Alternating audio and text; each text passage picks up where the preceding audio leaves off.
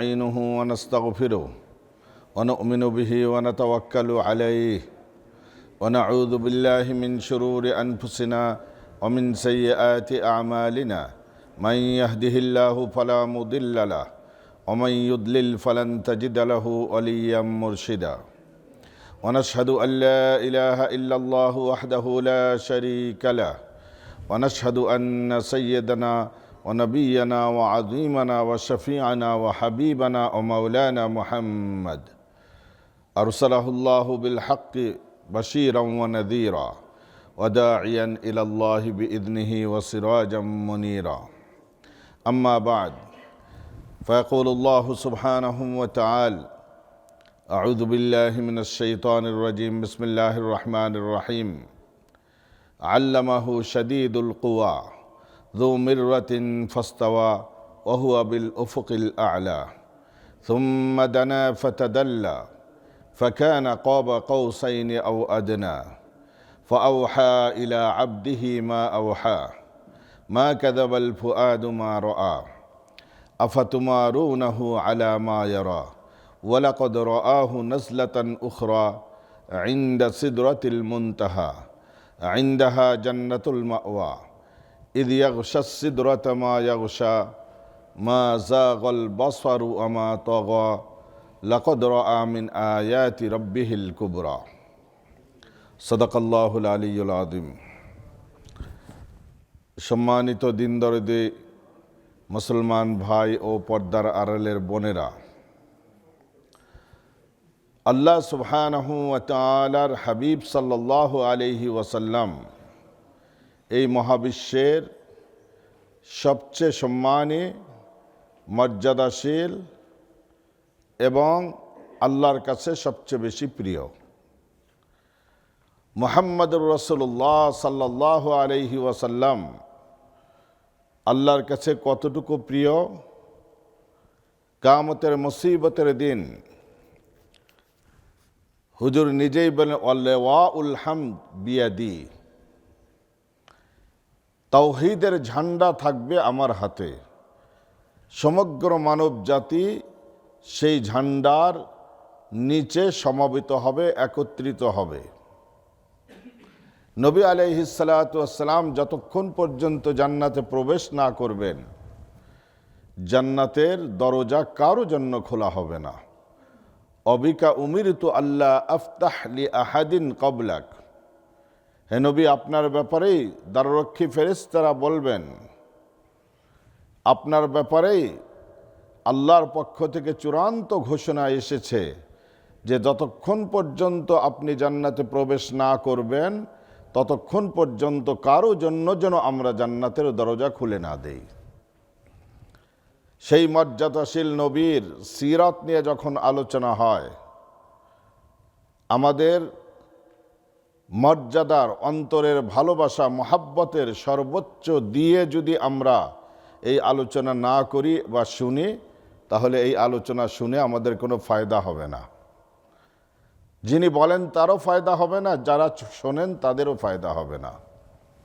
এই জন্য আমরা রসূল করিম সাল্লাল্লাহু আলাইহি ওয়াসাল্লামের মেরাজের মতো এই মহাবিস্ময়কর মুজিজার আলোচনা শুনব। নিজের অন্তরের অন্তঃস্থল থেকে সর্বোচ্চ উজাড় করে রসূল করিম সাল্লাল্লাহু আলাইহি ওয়াসাল্লামের প্রতি ভালোবাসা, শ্রদ্ধা, রসূল করিম সাল্লাল্লাহু আলাইহি ওয়াসাল্লাম শাফাআতি কুবরা, কিয়ামতের দিন শাফাআতের বিরাট পাওয়ার যার হাতে দেওয়া হবে, এই সব কিছু বিবেচনা করেই আমরা রসূলের সিরাতের আলোচনা শুনব। ওমা তৌফিকি ইল্লা বিল্লাহ আলাইহি তাওয়াক্কালতু ওয়া ইলাইহি উনীব। আমাদের ধারাবাহিক আলোচনা চলছিল ইসরা এবং মেরাজ নিয়ে। আমরা গত আলোচনায় বুঝতে পেরেছি দুটি শব্দের তাৎপর্য আছে ইসরা এবং মেরাজের ব্যাপারে। ইসরা হলো এই জমিনের এক অংশ থেকে আর এক অংশের ভ্রমণের নাম। মক্কাতুল মুকাররমার মসজিদুল হারাম থেকে নিয়ে জেরুজালেমের মসজিদুল আকসা পর্যন্ত এই ভ্রমণকে ইসরা বলা হয়।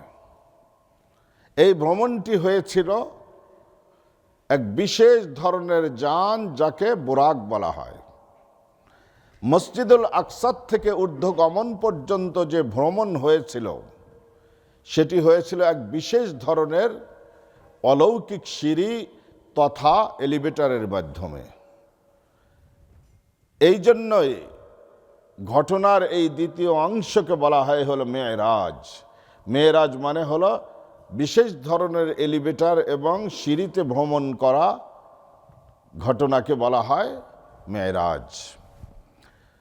নবী আলাইহিস সালাতু ওয়াস সালাম একে একে প্রথম, দ্বিতীয়, তৃতীয়, চতুর্থ, পঞ্চম, ষষ্ঠ, সপ্তম আকাশ অতিক্রম করে সিদরাতুল মুনতাহায় পৌঁছে গেলেন। ফাগাশশাহা মা গাশশা ফাবিআইয়ি আলাই রাব্বিকা তাতামারা। সিদরাতুল মুনতাহাকে আল্লাহ সুবহানাহু ওয়া তাআলা যেভাবে ডেকোরেট করা প্রয়োজন সেভাবে ডেকোরেট করেছিলেন। যেমন সৌন্দর্য হওয়া প্রয়োজন তেমনি সৌন্দর্য মণ্ডিত হয়েছিল। যেমন আলোকসজ্জার প্রয়োজন ছিল সেই ধরনের আলোকসজ্জায় সুসজ্জিত করা হয়েছিল। নবী আলাইহিস সালাতু ওয়াস সালাম বলেন, ফালাম্মা গাশিয়াহা মিন আমরিল্লাহ মা গাশিয়া তাগায়্যারাত ফামা আহাদুম মিন খালকিল্লাহ আন ইয়াস্তাতিআ আন ইয়ানআতাহা মিন হুসনিহা। যে আল্লাহ সুবহানাহু ওয়া তাআলা যখন এই সিদরাতুল মুনতাহার উপরে নিজের জ্যোতির বিকরণ ঘটালেন, নূরের বিকরণ ঘটালেন, এর সৌন্দর্য কত গুণ বৃদ্ধি পেল এবং ফুটে উঠল, কোনো মানুষের পক্ষে সম্ভব নয়। কোনো কবি, সাহিত্যিক, দার্শনিক কারো পক্ষে সম্ভব নয় এই সৌন্দর্য ফুটিয়ে তোলা। এই অবস্থায় নবী আলাইহিস সালাতু ওয়াস সালামকে একখণ্ড সবুজ মেঘ এসে ঘেরাও করে নিল। নবী আলাইহিস সালাতু ওয়াস সালাম সেজদায় পড়ে গেলেন। সেজদায় গিয়ে আল্লাহ সুবহানাহু ওয়া তাআলার সঙ্গে কথোপকথন হলো, আল্লাহর সঙ্গে মোনাজাত হলো, বিশেষ আলোচনা হলো। কি ধরনের আলোচনা হয়েছে? যিনি করেছেন এবং যার সঙ্গে করেছেন এই দুই ব্যক্তি ছাড়া আর কারো বলার উপায় নেই। আল্লাহ রাব্বুল আলামিন সূরাতুন নাজমে শুধু এতটুকু বলেছেন, ফাআওহা ইলা আবদিহি মা আওহা। আমি আমার বান্দা মুহাম্মদুর রাসূলুল্লাহ সাল্লাল্লাহু আলাইহি ওয়াসাল্লামের উপর ওহী নাজিল করলাম, তাকে বার্তা দিলাম যা কিছু দেওয়ার ছিল। এই সময় আল্লাহ সুবহানাহু ওয়া তাআলা 50 ওয়াক্ত নামাজ উম্মতের জন্য ফরজ করলেন।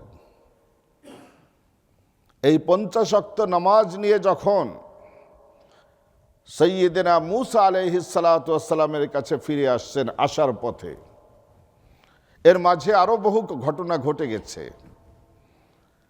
মূসা আলাইহিস সালাতু ওয়াস সালাম মুহাম্মদুর রাসূলুল্লাহ সাল্লাল্লাহু আলাইহি ওয়াসাল্লামকে জিজ্ঞেস করলেন যে আপনার প্রভু আপনার উপরে কি নাজিল করেছেন, কি বার্তা দিয়েছেন, কি হুকুম জারি করেছেন। রসুল বলেন যে 50 ওয়াক্ত নামাজের গিফট দিয়েছেন।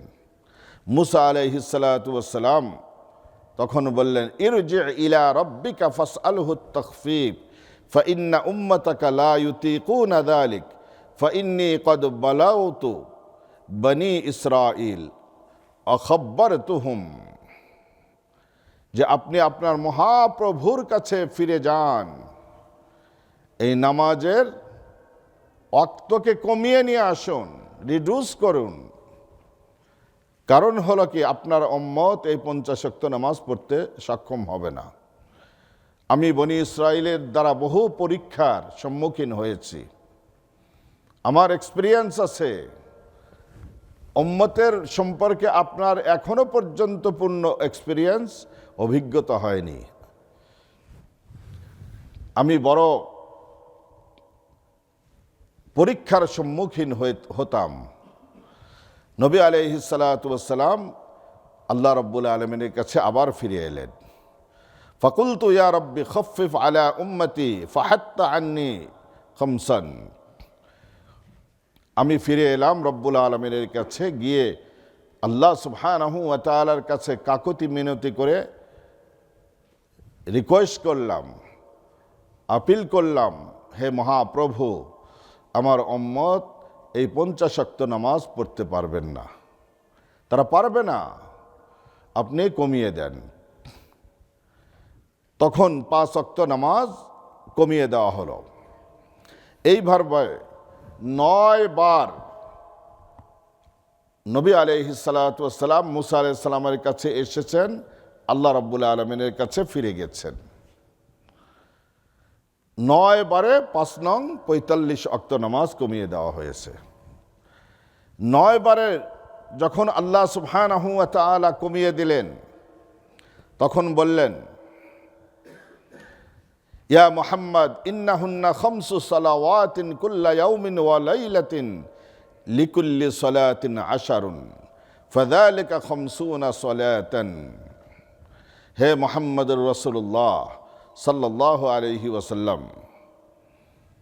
এই প্রতিদিন যে 5 ওয়াক্ত নামাজ, 5 বার সালাত ফরজ করা হলো, এটি হলো 5 ওয়াক্তকেও আদায় করলে আল্লাহ রাব্বুল আলামিন, আমি আল্লাহ আপনার উম্মতকে 10 ওয়াক্তর সওয়াবই দান করব।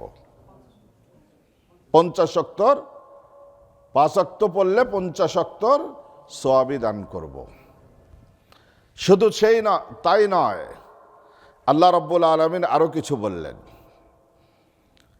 ওমান হাম্মা বিহাসানাতিন ফালাম ইয়ামালহা কুতিবা লাহু হাসানাতান। কোন আপনার উম্মতের কেউ একটি ভালো কাজের এরাদা করেছে, ইন্টেনশন করেছে, নিয়ত করেছে, সাথে সাথে তার আমল নামায় একটি নেকি লেখা হবে, শুধু নিয়তের দ্বারা। ফাইন আমিলাহা কুতিবা লাহু আশারান।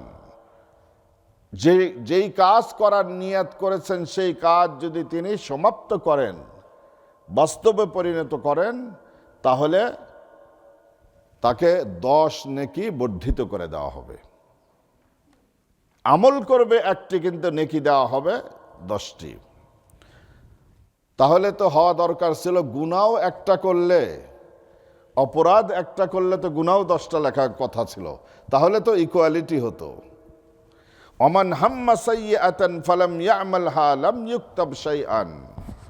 কেউ যদি কোনো গুনার ইচ্ছে করে, সেই গুনাহকে সে বাস্তবায়িত না করে, তাহলে তার আমল নামায় কোনো গুনাহ লেখা হবে না। একজন মানুষ মদের দোকানে গিয়েছে, আল্লাহ তাকে হেফাজত করুন, আমাদেরকেও হেফাজত করুন। মদের দোকানে গিয়ে সে মদের বোতল খরিদ করে নিয়েছে, পকেটের ভিতরে ঢুকিয়েছে, বাড়িতে নিয়ে আসছে, এখনো পান করে নাই। আল্লাহ রাব্বুল আলামিন তার গুনাহ এখনো লেখেন নাই। এরপরে সে পান করে ফেলেছে। পান করার পরে কাতিবিন কিরামানকে, বাম কাঁধে যে ফেরেশতা বসে আছেন পাপ লেখার জন্য, গুনাহ লেখার জন্য, অপরাধ লেখার জন্য, তিনি জিজ্ঞেস করেন কাতিবিনকে, ডান কাঁধের ফেরেশতাকে, যে লিখবো নাকি? পাপ তো করে ফেলেছে, মদ তো খেয়ে ফেলেছে, পান করে ফেলেছে। তখন তিনি বলেন যে ওয়েট করো, দেখো তওবা করে কিনা। যদি একটি সার্টেন টাইমের ভিতরে তিনি তওবা না করেন, তখন কিরামান কাতিবিনকে লেখেন যে একটা পাপ করেছে, এই জন্য একটা গুনাই তার আমলনামায় লেখো, আর একটা নেকি করলে 10টা নেকি লেখো, একটি ভালো কাজ করলে 10টি নেকি লেখো। আল্লাহ সুবহানাহু ওয়া তাআলা উম্মতের উপর কত রহম করেছেন। ফানাজালতু হাত্তা ইনতাহাইতু ইলা মূসা। এরপরে মূসা আলাইহিস সালাতু ওয়াস সালামের কাছে আবার যখন আসছে, এইবার মূসা আলাইহিস সালাতু ওয়াস সালাম বলেন, ইরজি ইলা রাব্বিকা ফাসআলহু তাখফীফ, আপনার উম্মত এই 5 ওয়াক্ত আদায় করবে না। আমি আমার উম্মতদেরকে চিনি, আমি বনি ইসরাইলদেরকে খুব ভালো করে চিনি, আপনার উম্মতরা 5 ওয়াক্ত আদায় করবে না। সুতরাং ফাসআলহু তাখফীফ, আরও কমিয়ে দেওয়ার জন্য আল্লাহর কাছে ফিরে যান। ফাকাল রাসূলুল্লাহ সাল্লাল্লাহু আলাইহি ওয়াসাল্লাম, কদ রাজা'তু ইলা রাব্বি হাত্তা আস্তাহইয়াইতু মিনহু। 45 ওয়াক্ত যখন কমিয়ে দেওয়া হয়েছে নভেম্বরে, আল্লাহ রাব্বুল আলামিন তখন আরেকটি ওয়ার্ড বর্ণনা করেছিলেন, মা উবাদ্দিলুল কওলু লাদাইয়া, আমার এই কথার আর কোনো হেরফের হবে না, কোনো পরিবর্তন হবে না। তো রব্বুল আলামিন বলেই দিয়েছেন, ঘোষণা দিয়েছেন যে এই কথার কোনো পরিবর্তন হবে না, এখান থেকে আর কমানো হবে না। আর বারংবার গিয়েছি, 9 বার গিয়েছি, আর কত যাব, লজ্জাও তো একটা থাকার কথা। হাত্তা ইস্তাহইয়াইতু, আমি লজ্জাবোধ করছি, আর ফিরে যেতে পারবো না, এই 5 ওয়াক্ত নিয়েই আমি সন্তুষ্ট। নবী আলাইহিস সালাতু ওয়াস সালাম আল্লাহ রাব্বুল আলামিনের কাছে নামাজের ওয়াক্তকে কমিয়ে দেওয়ার জন্য অল টুগেদার কয়বার গেলেন? 9 বার। এখন প্রশ্ন জাগে, প্রথমবার কমিয়ে দিলে অসুবিধাটা কি ছিল? অথবা প্রথমেই 5 ওয়াক্ত নামাজ ফরজ করে দিলেই তো যথেষ্ট ছিল। 50 ওয়াক্ত ফরজ করা হলো। আবার নবী আলাইহিস সালাতু ওয়াস সালাম যখন সুপারিশ করলেন কমিয়ে দেওয়ার জন্য, তখন 45 ওয়াক্ত একসাথে কমা দিলেই তো হতো। 5 ওয়াক্ত করে 9 বার কেন কমা দেওয়া হলো? এটা একটা প্রশ্ন জাগে কিনা? আল্লাহ রাব্বুল আলামিন তিনি চেয়েছেন যে আমার হাবিব আমার কাছে দেখা করতে বারবার আসুক, আমার কাছে বারবার আসুক, আমার সান্নিধ্য লাভের মাধ্যমে আমার হাবিব নিজের মর্যাদাকে সমুন্নত করে ফেলুক। সেই জন্য মুহাম্মদুর রাসূলুল্লাহ টাইটেল হলো হাবিবুল্লাহ, আর ইব্রাহিম আলাইহিস সালাতু ওয়াস সালামের টাইটেল কি? খলিলুল্লাহ। শাব্দিক অর্থে হাবিবুল্লাহ আর খলিলুল্লাহর মাঝে তেমন কোনো পার্থক্য নাই, মিনিং একই, ঘনিষ্ঠ বন্ধু। তবে বাস্তব ক্ষেত্রে, প্রয়োগ ক্ষেত্রে এ দুটি শব্দের মাঝে আসমান জমিন পার্থক্য আছে।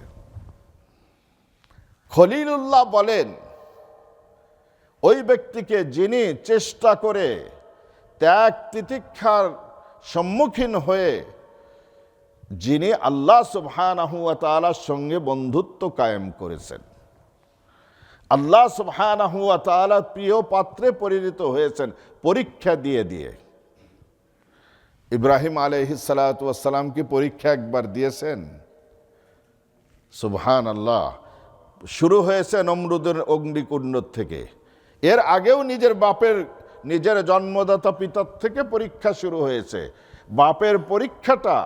বাপের সঙ্গে পরীক্ষাটা নমরুদের আগুনের পরীক্ষার চেয়ে বড় ছিল।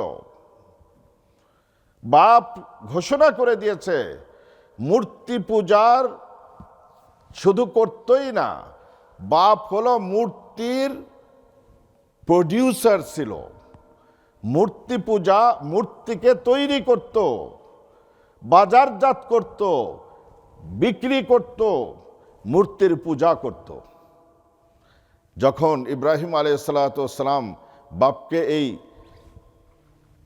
খোদাদ্রোহী কাজ থেকে বিরত থাকতে বলেছেন, তখন তিনি ঘোষণা করলেন, ক্বালা আরাগিবুন আনতা আন আলিহাতি ইয়া ইব্রাহিম লাইন লাম তানতাহি লাআরজুমান্নাকা ওয়াহজুরনি মালিয়া।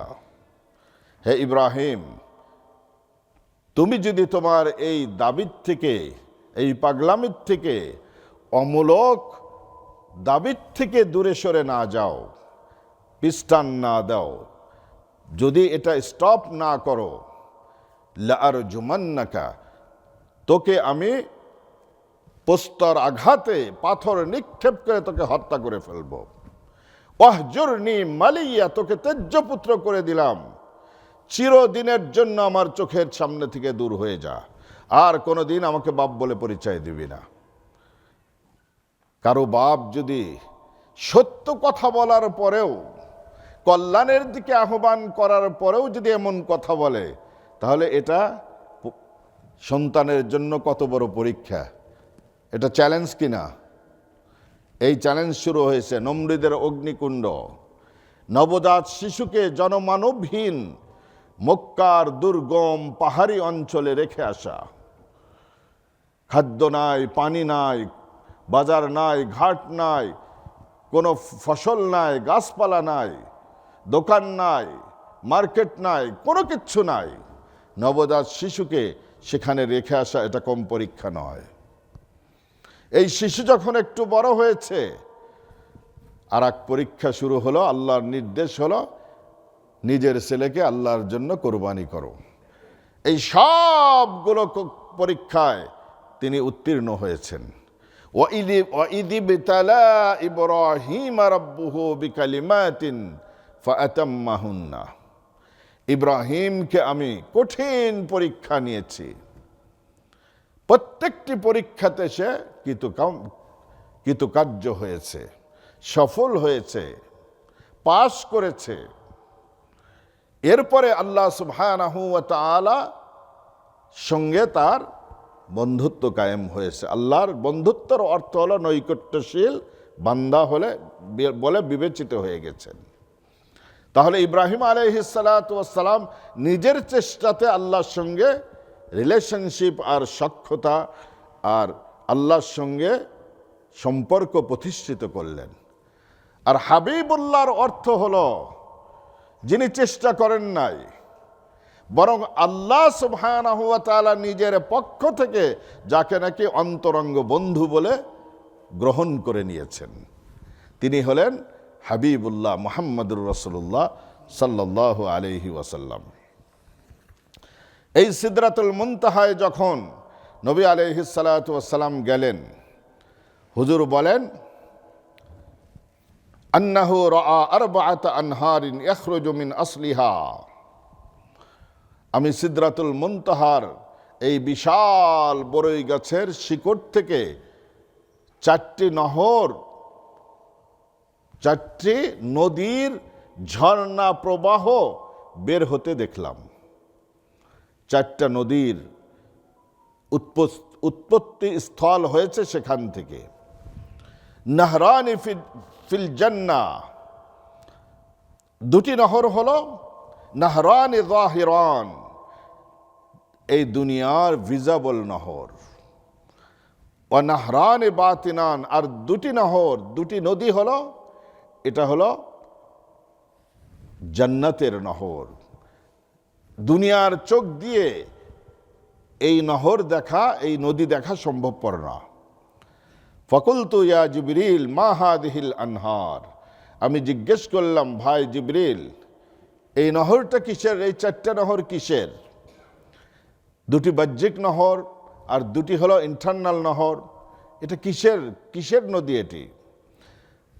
ক্বাল আম্মান নাহরান আল বাতিনান ফানাহরান ফিল জান্নাহ, যে দুটি অভ্যন্তরীণ নহর দেখছেন, নদী দেখছেন, এ দুটি হলো জান্নাতের দুটি নহর।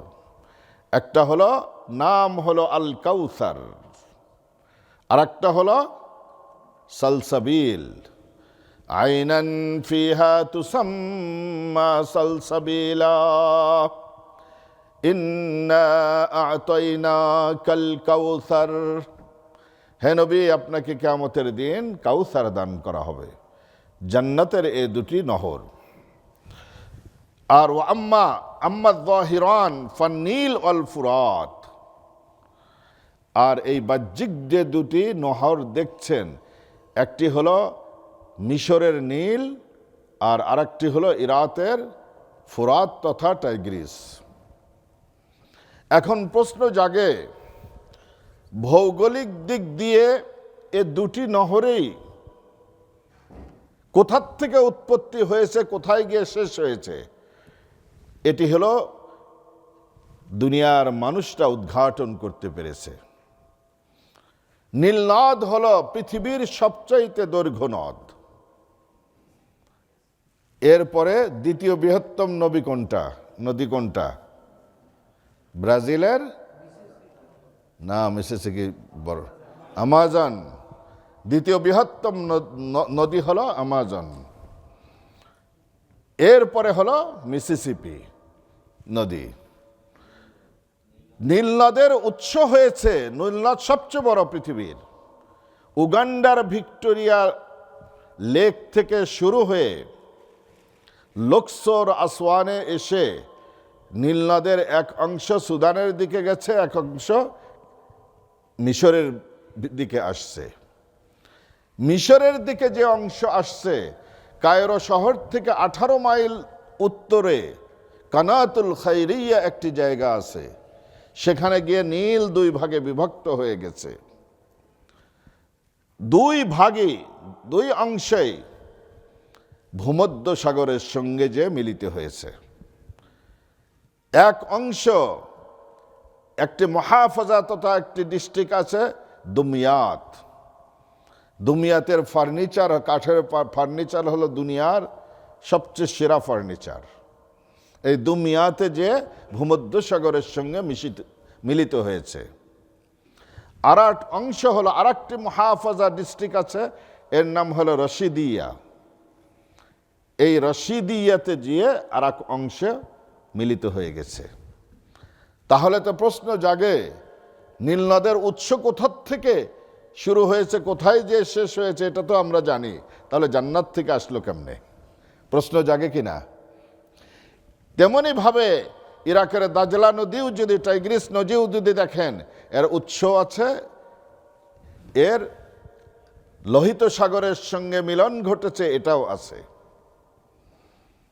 তাহলে জান্নাত থেকে কিভাবে আসলো? আর হাদিসটাও, এটা কিন্তু সহিহ মুসলিমের সহিহ হাদিস। জিবরিল আমিন বললেন, দুটি নহর অভ্যন্তরীণ জান্নাতের নহর, সালসাবিল আর কাউসার। আর বাহ্যিক দুটি নহর, একটি হলো নীল আর ফোরাত।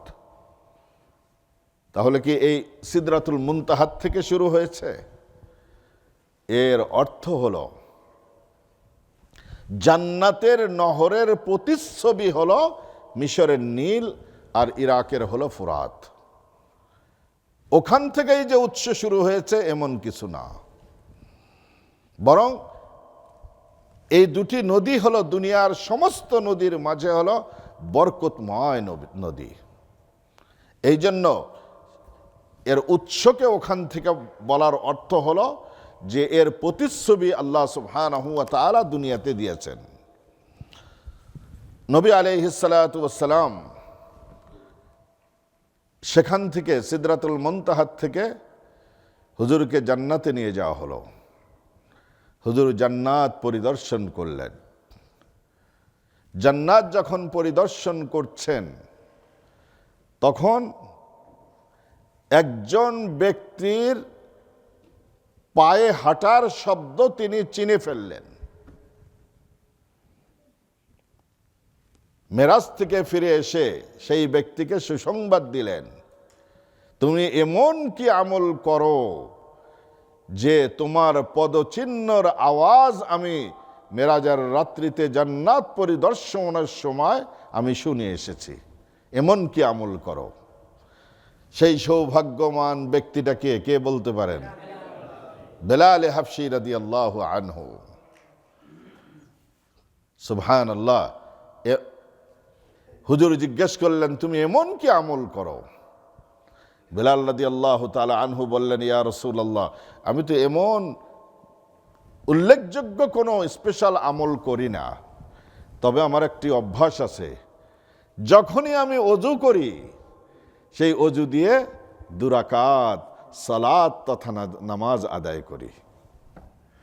ওযু যখন করি তখনই 2 রাকাত নামাজ পড়ি। নবী আলাইহিস সালাতু ওয়াস সালাম বললেন, এই বিশেষ আমলের কারণেই আল্লাহ সুবহানাহু ওয়া তাআলা তোমার পদচিহ্নর আওয়াজকে আমি নবীকে মেরাজের রাত্রিতে আল্লাহ রাব্বুল আলামিন শুনিয়ে আসলেন। এরপরে নবী আলাইহিস সালাতু ওয়াস সালামকে জাহান্নাম পরিদর্শন করানো হলো। জাহান্নাম যখন পরিদর্শন করলেন, জাহান্নামের বিভিন্ন ধরনের শাস্তি তিনি দেখতে পেলেন। এখন কিভাবে পরিদর্শন, জান্নাত কিভাবে পরিদর্শন করলেন, জাহান্নাম কিভাবে পরিদর্শন করলেন, এটি আল্লাহ সুবহানাহু ওয়া তাআলা যেমন ভাবে চেয়েছেন তেমন ভাবে করিয়েছেন। এই জন্যই তো মুজিজা, ওমা জাআলনা আর-রু'য়া আল্লাতী আরাইনাকা ইল্লা ফিতনাতাল লিন-নাস। আমি আপনাকে মেরাজের রাত্রিতে এই মহা আশ্চর্যজনক জিনিসগুলো দেখিয়েছি এই জন্য, ফিতনাতাল লিন-নাস, মানুষকে পরীক্ষা করার জন্য যে আপনার কথা বিশ্বাস করে কিনা। আল্লাহ সুবহানাহু ওয়া তাআলা বলেন যে আমি আল্লাহ এ রাতে আমার কুদরতের বড় বড় নিদর্শন তাকে পরিদর্শন করিয়েছে। নবী আলাইহিস সালাতু ওয়াস সালাম জাহান্নাম যখন পরিদর্শন করেন, দেখেন জাহান্নাম পরিদর্শন করার জন্য কি জাহান্নামের ভিতর ঢোকার দরকার আছে? কিনারা দিয়ে হেঁটে দিয়ে পরিদর্শন করা যায় না? পরিদর্শন করা যায়। কিছু মানুষের পাশ দিয়ে আমি অতিক্রম করলাম, যাদের নখগুলা ছিল সীসা এবং তামার বড় বড় নখ। এই নখ দিয়ে তারা হলো নিজেদের মুখমণ্ডল আর বক্ষকে আশ্রাচ্ছে, রক্তাক্ত হয়ে যাচ্ছে। আবার আল্লাহ সুবহানাহু ওয়া তাআলা এগুলোকে আগের জায়গায় আগের মতো করে দিচ্ছেন, আবার আশ্রাচ্ছে। নবী আলাইহিস সালাতু ওয়াস সালাম জিজ্ঞেস করলেন, মান হাউলাই ইয়া জিবরিল, হে জিবরিল এরা কারা, এরা কি অপরাধ করেছে? নবী আলাইহিস সালাতু ওয়াস সালামকে উত্তর দেওয়া হলো, উত্তর কে দিচ্ছেন? জিবরিল আমিন। এরা হলো ওই সমস্ত মানুষ যারা দুনিয়ার জীবনে তাদের ভাইদের মরা ভাইদের মাংস খেয়েছে, অর্থাৎ হলো তারা হলো গীবত করেছে। এই জন্য নবী আলাইহিস সালাতু ওয়াস সালাম বলেন যে গীবতের গুনাহ হলো, গীবতটা হলো এই রকম, মানুষের নেক আমলকে ওইভাবে খেয়ে ধূলিসাৎ করে দেয় যেভাবে ঘুণে ধরা পোকা কাঠকে খেয়ে ভিতর থেকে নষ্ট করে দেয়। উপর থেকে মনে হয় যে কাঠ ভালোই আছে, কিন্তু ভিতর থেকে সব খেয়ে ফেলেছে। ঘুণে ধরা পোকা যেমন কাঠকে খেয়ে ফেলে, গীবত মানুষের নেক আমলকে এভাবে খেয়ে ফেলে। আল গীবাতু আশাদ্দু মিনাজ জিনা, জিনাকারী যখন জিনা করে তখন এই পাপটি দুজনের মাঝেই সীমিত থাকে, এবং জিনা মানুষ যখন করে, ব্যভিচার যখন করে, সেটা বড় সংগোপনে করে যেন কেউ না দেখে।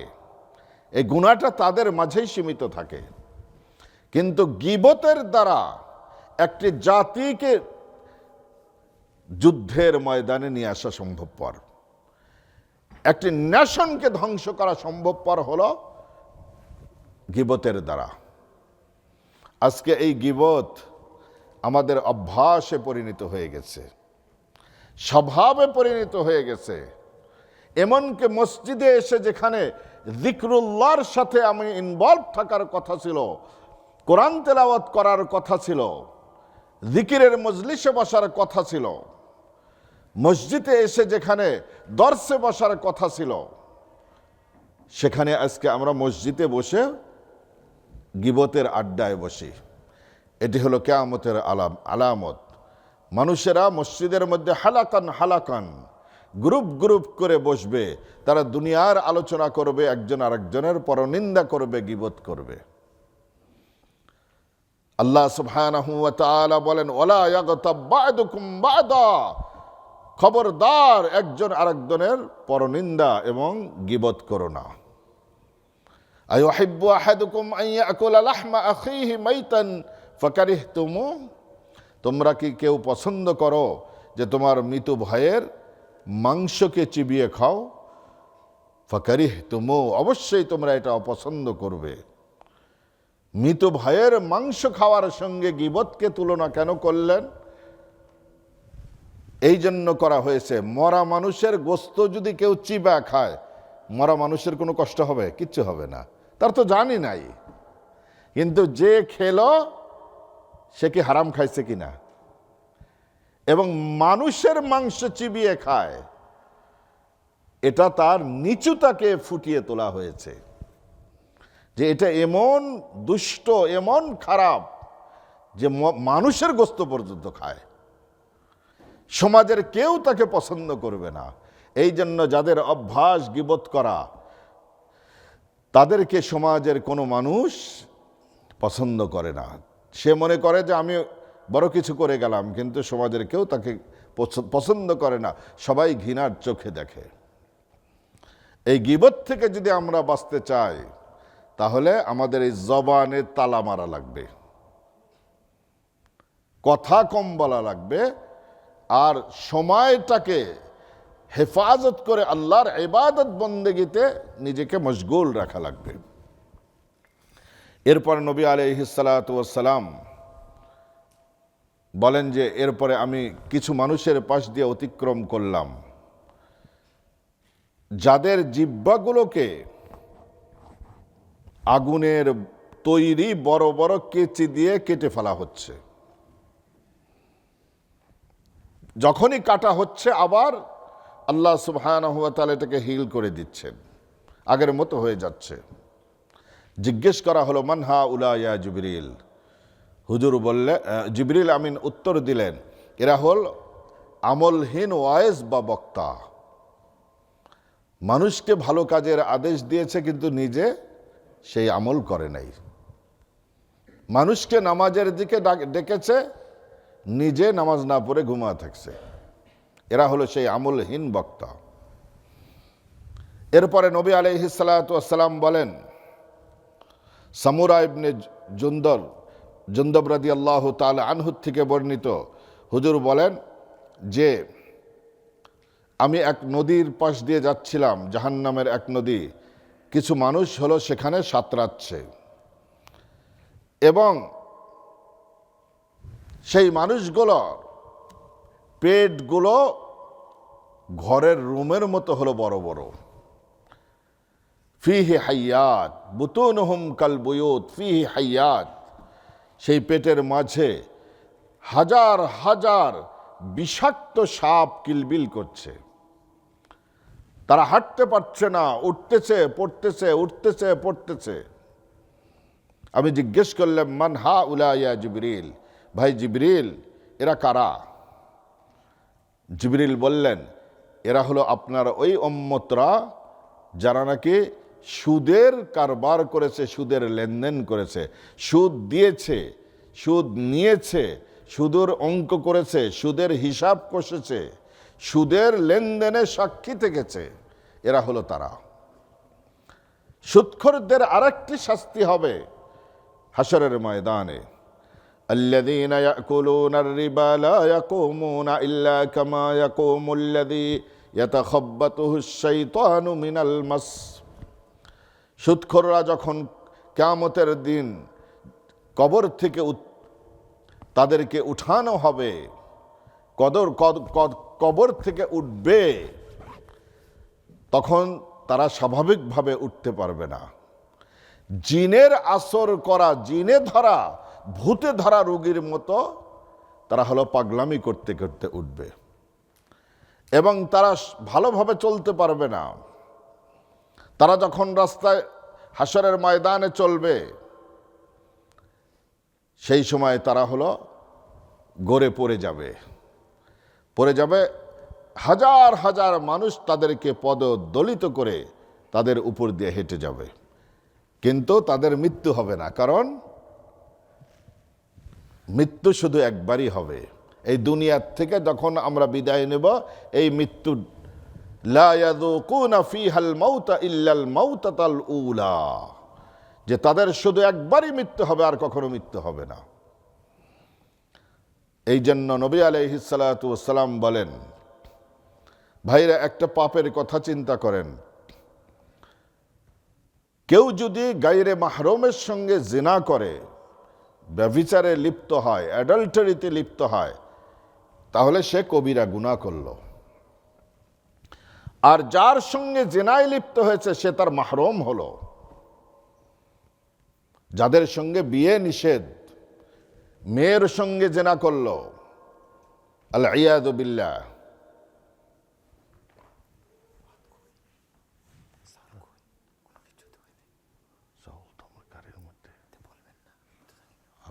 আপনি খেয়াল করবেন না, ওইদিকে ওদেরকে সাদিয়ার মা আছে ওদেরকে। তো আল্লাহ সুবহানাহু ওয়া তাআলা এই সুদখোরদের শাস্তি সম্পর্কে আমরা দৃষ্টান্ত দিতে যাচ্ছিলাম, যে জেনা করবে একজন মানুষ, জেনা করলো সাধারণ নারীর সঙ্গে, এটাও পাপ, এটাও কবিরা গুনাহ। আর আরেকজন জেনা করলো মাহরুমের সঙ্গে, যার সঙ্গে বিয়ে হারাম, তাহলে এখানে পাপ বেশি হবে কিনা? পাপ অবশ্যই বেশি হবে, কারণ মাহরুমের সঙ্গে। আর সেই মাহরুম যদি নিজের জন্মদাতা মা হয়, তাহলে গুনাহটা বেশি হবে কিনা? আল্লাহর রাসূল সাল্লাল্লাহু আলাইহি ওয়াসাল্লাম সাদিকুল আমিন, যিনি কখনোই অসত্য কথা বলেন নাই, অসত্য কথা যার দিকে নিসবতি করা যায় না, সেই নবী বলেছেন, দিরহামুন রিবান ইয়াকুলুর রাজুলু ওয়া হুয়া ইয়ালাম আশাদ্দু মিন সিত্তাতিন ওয়া সালাসিনা জিনাতান। এক দিরহাম সুদের লেনদেনের গুনাহ হলো বেগানা নারীর সাথে কেউ যদি 36 বার জিনা করে, এই জিনার যে পাপ হবে, এই পাপের চেয়ে এক দিরহাম সুদের লেনদেনের পাপ তার চেয়ে বেশি। অন্য রিওয়ায়াতে আসছে, নিজের জন্মদাতা মায়ের সঙ্গে জিনা করলে যে গুনাহ হবে তার চেয়ে বেশি। এই সুদখোরদের এই শাস্তি হুজুর দেখলেন। এরপরে নবী আলাইহিস সালাতু ওয়াস সালাম জাহান্নাম পরিদর্শন করতে গিয়ে দেখেন যে একদল লোক জাহান্নামের ভিতরে বসে আছে।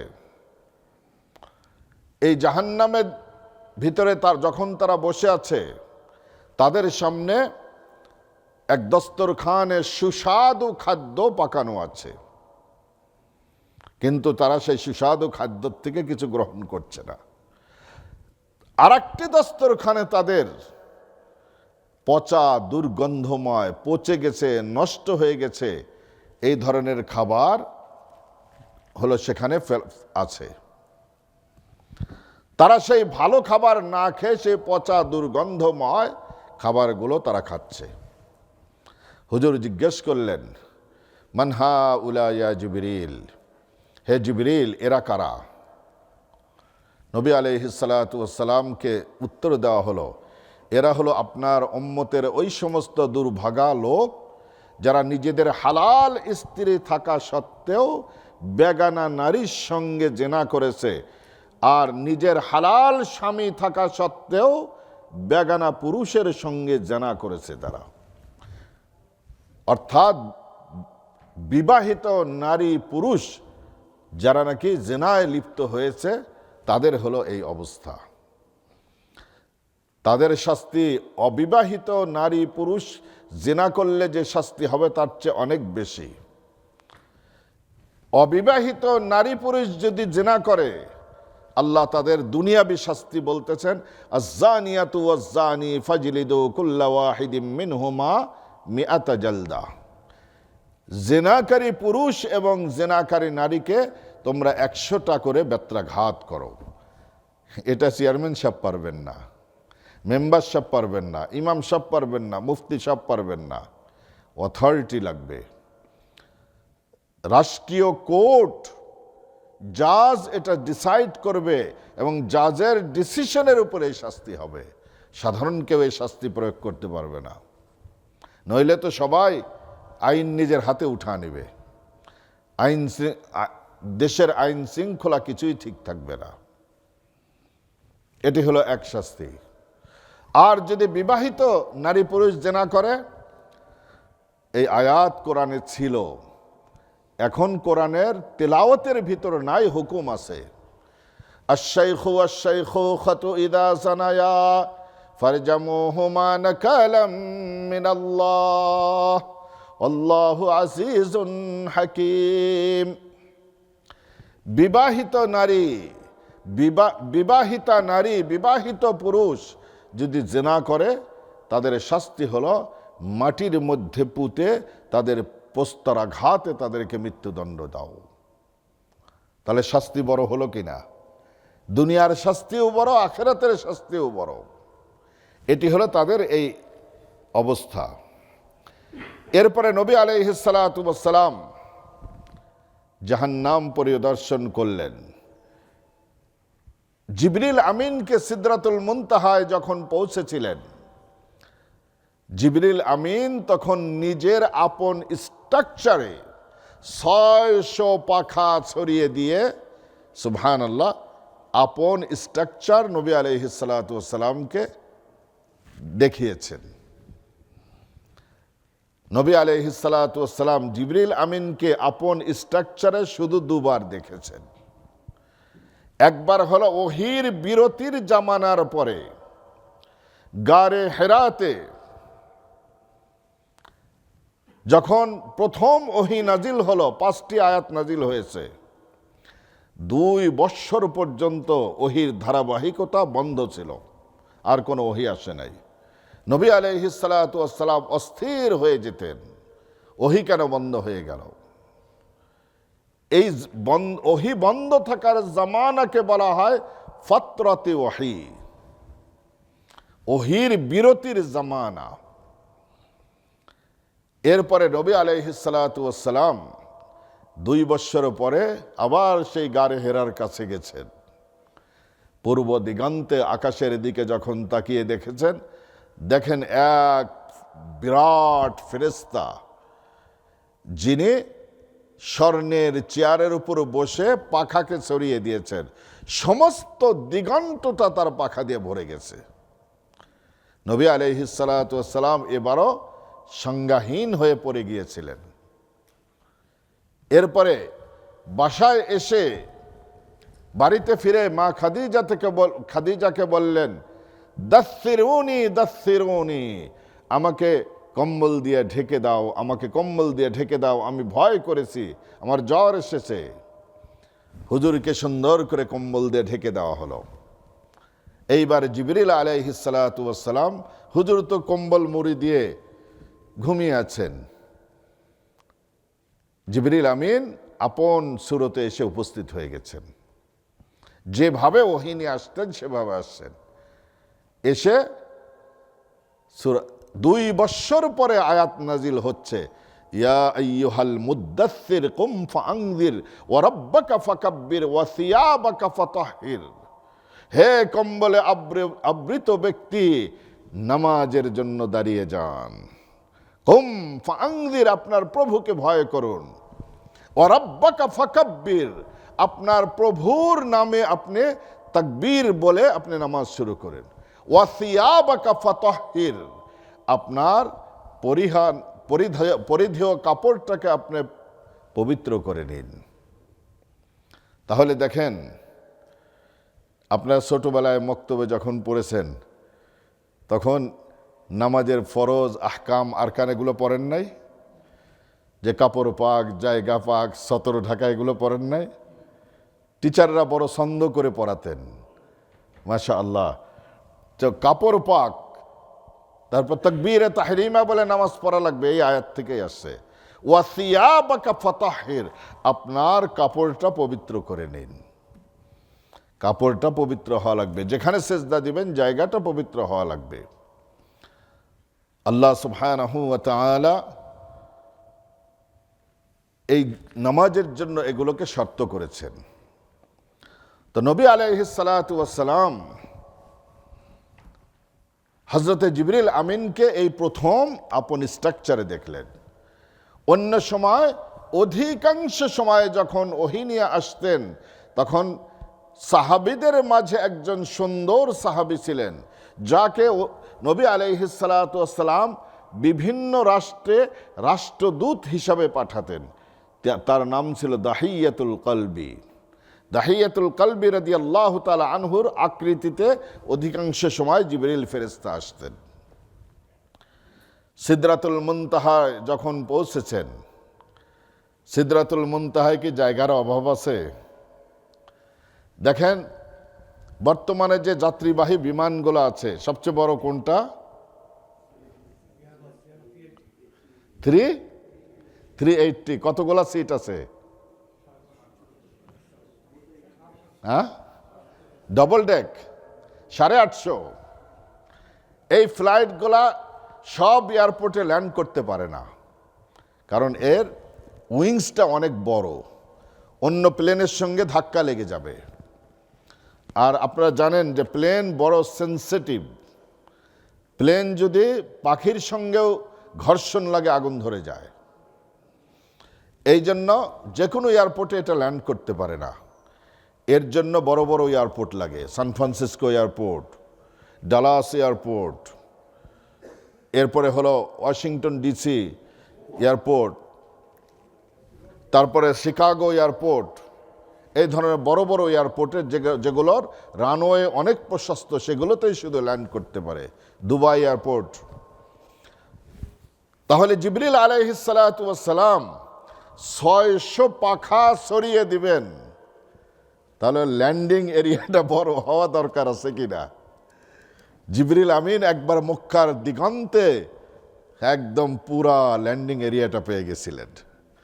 আর মেরাজের রাত্রিতে সিদরাতুল মুনতাহায় যখন পৌঁছেছেন একদম পুরা দিগন্তটা ল্যান্ডিং এরিয়া হয়ে গেছে। আল্লাহ সুবহানাহু ওয়া তাআলা বলেন, ওয়ালাকাদ রাআহু নাজলাতান উখরা ইনদা সিদরাতিল মুনতাহা। ওয়ালাকাদ রাআহু,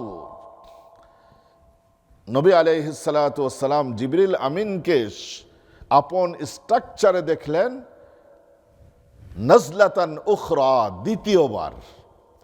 তাহলে দ্বিতীয়বারের অর্থ এর আগে একবার দেখেছেন।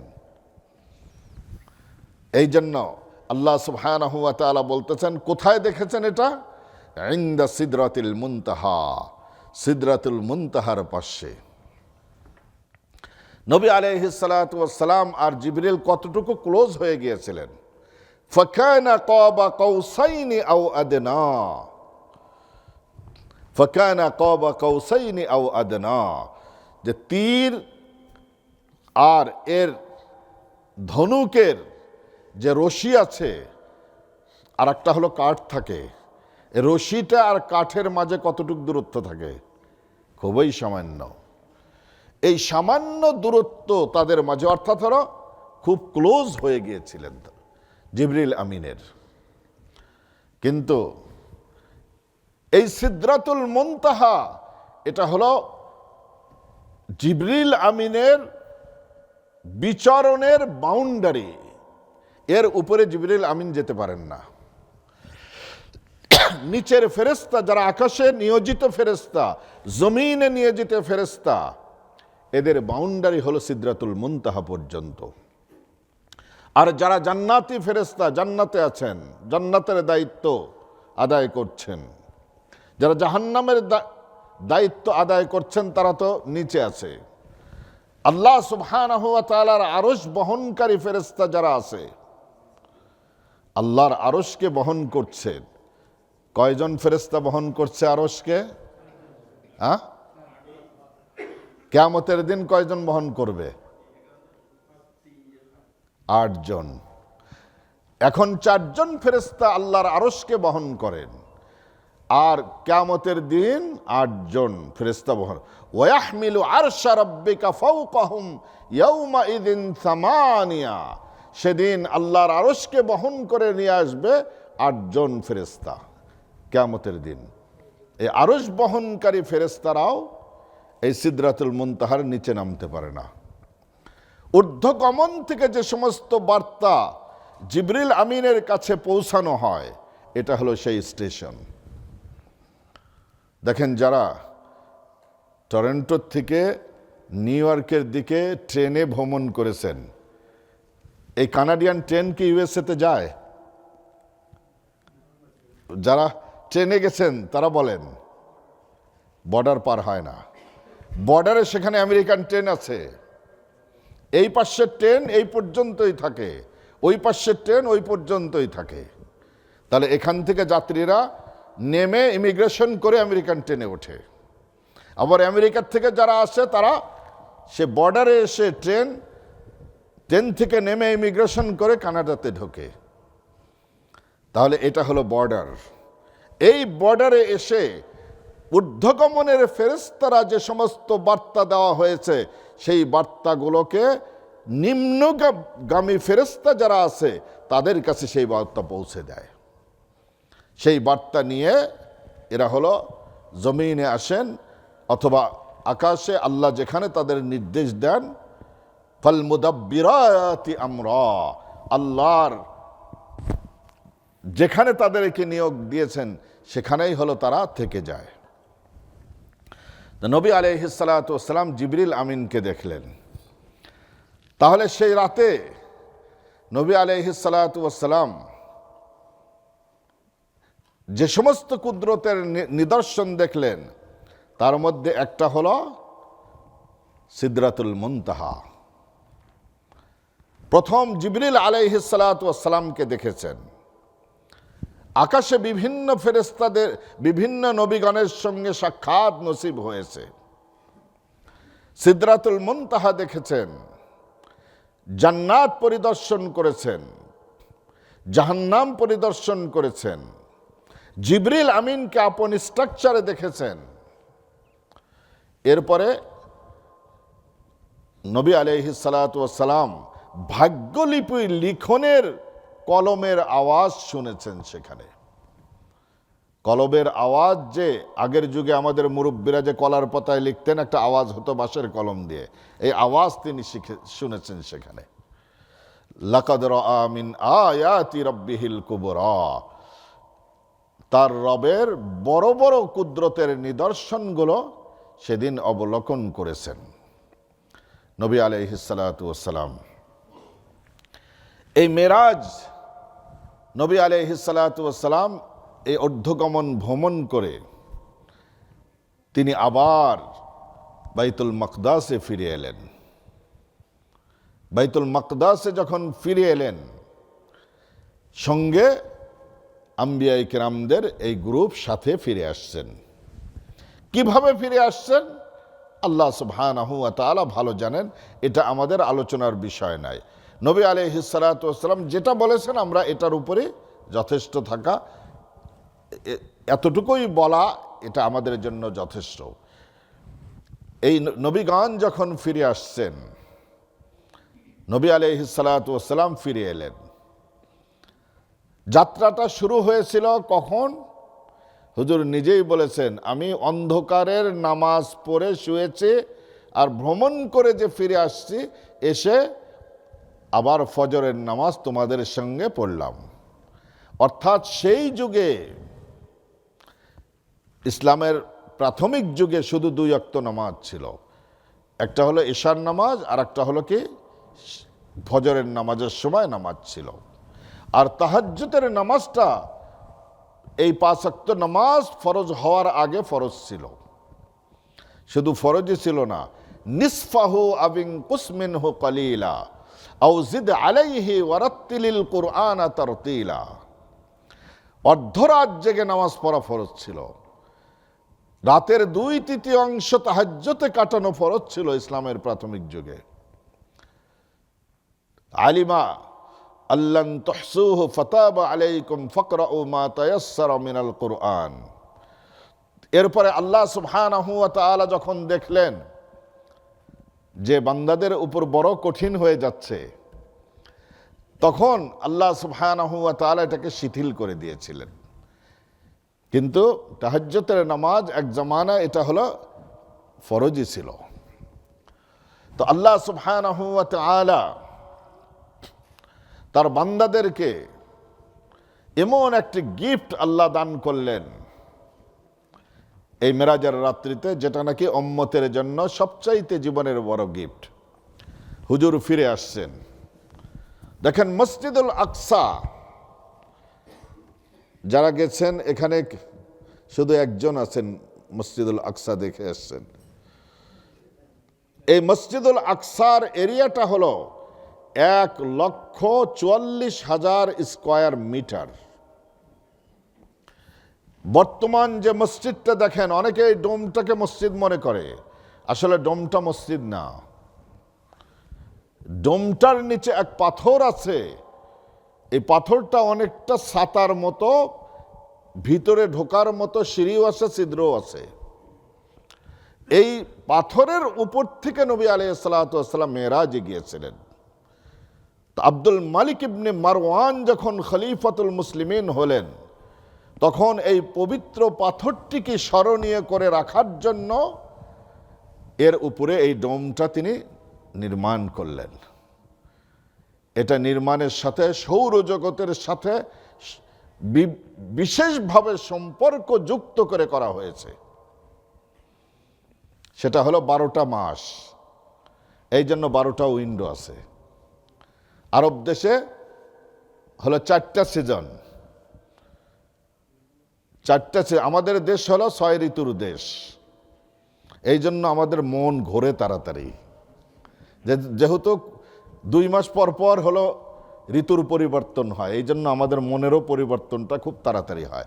আরব দেশ হলো 4 ঋতুর দেশ, এই জন্য এই 4 ঋতুর দেশ হিসাবে সেখানে ডোমের মাঝে দরজার আকৃতিতে 4টা দরজার মতো করা হয়েছে। সেখানে 22 ক্যারেট গোল দিয়ে সেটাকে নির্মাণ করা হয়েছে। তবে এখন এখানেও নামাজ হয়, মাগরিব আর ইশার নামাজ শুধু এখানে হয়। এই জন্য এই মসজিদকে বলা হয় হলো কি মসজিদ কুব্বাতুস সাখরা, অর্থাৎ ডোম মসজিদ। এটা আসলে বাইতুল মাকদাস না। এই বাইতুল মাকদাস থেকে, এই ডোম থেকে দক্ষিণ দিকে 300-400 মিটার গেলে বর্তমান যে মসজিদ আছে এটা হলো মসজিদুল আকসা। মসজিদুল আকসার উপরের যে গম্বুজ আছে, এই গম্বুজটা আজকে সংস্কার না করার কারণে এটা কালো হয়ে গেছে ময়লা দিয়ে। সেখানে তো ধুলি ঝড় হয়, এটা কালো হয়ে গেছে। তবে এটা হলো উত্তর দিক থেকে গ্রাউন্ড লেভেলে আছে। এই গ্রাউন্ড লেভেলটাকে করেছিলেন হযরত ওমর রাদিয়াল্লাহু তাআলা আনহু। রসুলের জামানাতে, আবু বকর রাদিয়াল্লাহু তাআলা আনহুর জামানাতে বর্তমান মসজিদ ছিল না। মেইন ডোর দিয়ে বাইতুল মাকদাসে প্রবেশের সময় বেসমেন্টে যাওয়ার জন্য সিঁড়ি আছে। বাইতুল মাকদাসের বলছিলাম যে মেইন গেট থেকে বেসমেন্টের সিঁড়ি বেয়ে গেছে। এইটার নাম হলো আল কিবলাতুল কাদিমা, অর্থাৎ হলো ওল্ড কিবলা। এই সিঁড়ি দিয়ে যদি বেসমেন্টের দিকে যান, গেলে সেখানে সুলাইমান আলাইহিস সালাতু ওয়াস সালাম যে জিন্নাতদেরকে দিয়ে মসজিদ করেছিলেন, পিলার দেখলেই টের পাবেন এরা জিন্নাত ছাড়া এত বড় পিলার নড়ানো সম্ভবপর ছিল না। নবী আলাইহিস সালাতু ওয়াস সালাম মেরাজের রাত্রিতে যেখানে নামাজ পড়েছিলেন এটা ছিল এই বেসমেন্ট, বর্তমানের মসজিদ না। আব্দুল মালিক ইবনে মারওয়ান বেসমেন্টে খুব বেশি হলে 3-4 হাজার 5 হাজার লোক নামাজ পড়তে পারবে। যে জায়গার যখন সংকলন হচ্ছিল না, আব্দুল মালিক ইবনে মারওয়ান তখন এই কিবলাতুল কাদিমা এটাকে এক্সটেনশন করেছিলেন। এক্সটেনশন এরিয়াতে 14,000 লোক একসাথে নামাজ পড়তে পারে। এই অংশকে বলা হয় হলো মারওয়ানি মসজিদ। এই মারওয়ানি মসজিদেরই দক্ষিণ পূর্ব কর্নারে হলো মারিয়াম আলাইহিস সালাতু ওয়াস সালামের অবস্থানের রুম। মারিয়াম আলাইহিস সালাতু ওয়াস সালাম বাইতুল মাকদাসের খেদমত করার জন্য যেই রুমে অবস্থান করতেন সেটি হলো এই মারওয়ানি মসজিদের দক্ষিণ পূর্ব কর্নারে। দেখুন, মারওয়ানি মসজিদের ইতিহাস বড় রক্তাক্ত ইতিহাস। এখনো পর্যন্ত কিছু কিছু চিহ্ন পিলারের সঙ্গে আটকানো আছে। পিলারের সঙ্গে লোহার বড় বড়, মারওয়ানি মসজিদের অংশে পিলারের সঙ্গে লোহার বড় বড় রিং পরানো আছে। তো আমরা গাইডদেরকে জিজ্ঞেস করছিলাম, এই রিং কেন এখানে? ক্রুসেডাররা যখন নাকি মুসলমানদের উপর আক্রমণ করেছিল, বাইতুল মাকদাস দখল করে তারা এই মসজিদের এই অংশটুকে ঘোড়ার আস্তা বলে পরিণত করেছিল। এই রিংগুলার সঙ্গে তারা ঘোড়া বেঁধে রাখত। মসজিদের প্রায় 2 ফুট পর্যন্ত, 2 ফুট উঁচাতে রক্তের দাগ আছে। এখনো পর্যন্ত পিলারে রক্তের দাগ আছে। গাইডদেরকে জিজ্ঞেস করলাম যে এই রক্তের দাগ কিসের? ক্রুসেডাররা মুসলমানদেরকে যেদিন হত্যা করে বাইতুল মাকদাসকে দখল করেছিল, তখন মুসলমানদের রক্তে বাইতুল মাকদাসের ওয়ালের 2 ফুট পর্যন্ত রক্তে রঞ্জিত হয়ে গিয়েছিল। পক্ষান্তরে যখন সালাহুদ্দিন আইয়ুবী রাহিমাহুল্লাহ তিনি বিজয় দান করলেন, আল্লাহ তাকে বিজয় দান করলেন, তার হাতে দীর্ঘদিন পরে বাইতুল মাকদাস উদ্ধার হলো। সালাহুদ্দিন, খ্রিস্টান বড় বড় পাদ্রীরা, জেনারেলরা পরামর্শ করছিল যে আজকে তো যদি সালাহুদ্দিন আইয়ুবী যদি প্রতিশোধ নিতে চায় তাহলে তো আমাদেরকে আজকে কচু কাটা করবে সে, আর আমরা কচু কাটা হওয়ারই উপযুক্ত, মুসলমানদের সঙ্গে যে অন্যায় আমরা করেছি।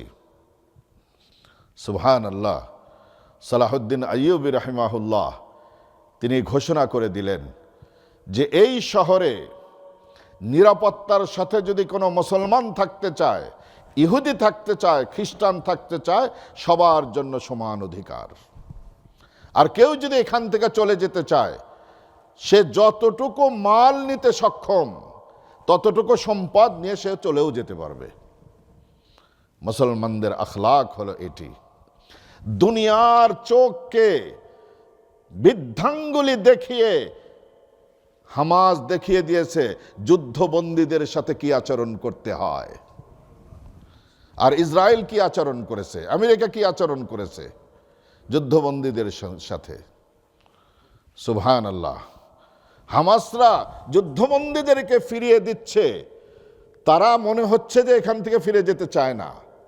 তাদেরকে ফিরিয়ে দেওয়ার সময় তাদেরকে গিফট দিয়ে ফিরিয়ে দেওয়া হচ্ছে। তাদের নিরাপত্তায় এদের মাঝে অধিকাংশই অবিবাহিত ছেলে মেয়ে, আর যাদেরকে বন্দী করা হয়েছে তাদের মাঝে অনেকে আছে উর্বশী, সুন্দরী, তরুণী, তন্নী, যেখানে অনেক কিছুর আশঙ্কা ছিল। কিন্তু এরা স্টেটমেন্ট দিচ্ছে যে মুসলমানরা আমাদের সঙ্গে যখন কোনো প্রয়োজনে আমাদের হাত ধরার প্রয়োজন হতো, তখন তারা গ্লাভস লাগিয়ে আর একটা কাপড় দিয়ে আমাদের হাত টাচ করত, শুধু এমনি খালি হাতে আমাদেরকে মুসলমানরা টাচ করে নাই। তাদের বাড়িতে তাদের কাছে যা খাবার আছে নিজে না খেয়ে আমাদেরকে খাওয়াইছে। দুনিয়াবাসীর চোখকে আঙ্গুল ঢুকিয়ে দেখিয়ে দিয়েছে যুদ্ধবন্দীদের সঙ্গে কেমন আচরণ করতে হয়। এরপরেও নাকি মুসলমানরাই হলো সন্ত্রাসী। আপনি আমার বাড়িতে এসে ডাকাতি করে আমার বাড়ি ঘর হলো দখল করতেছেন, আমি যদি দা কোদাল খন্তা নিয়ে বের হই তাহলে আমি সন্ত্রাসী হয়ে গেলাম। সন্ত্রাসের সংজ্ঞাটাই আলাদা হয়ে গেছে দুনিয়াতে। তাহলে আমাদের স্বাধীনতা যুদ্ধটাও তো তাহলে সন্ত্রাসী যুদ্ধই ছিল।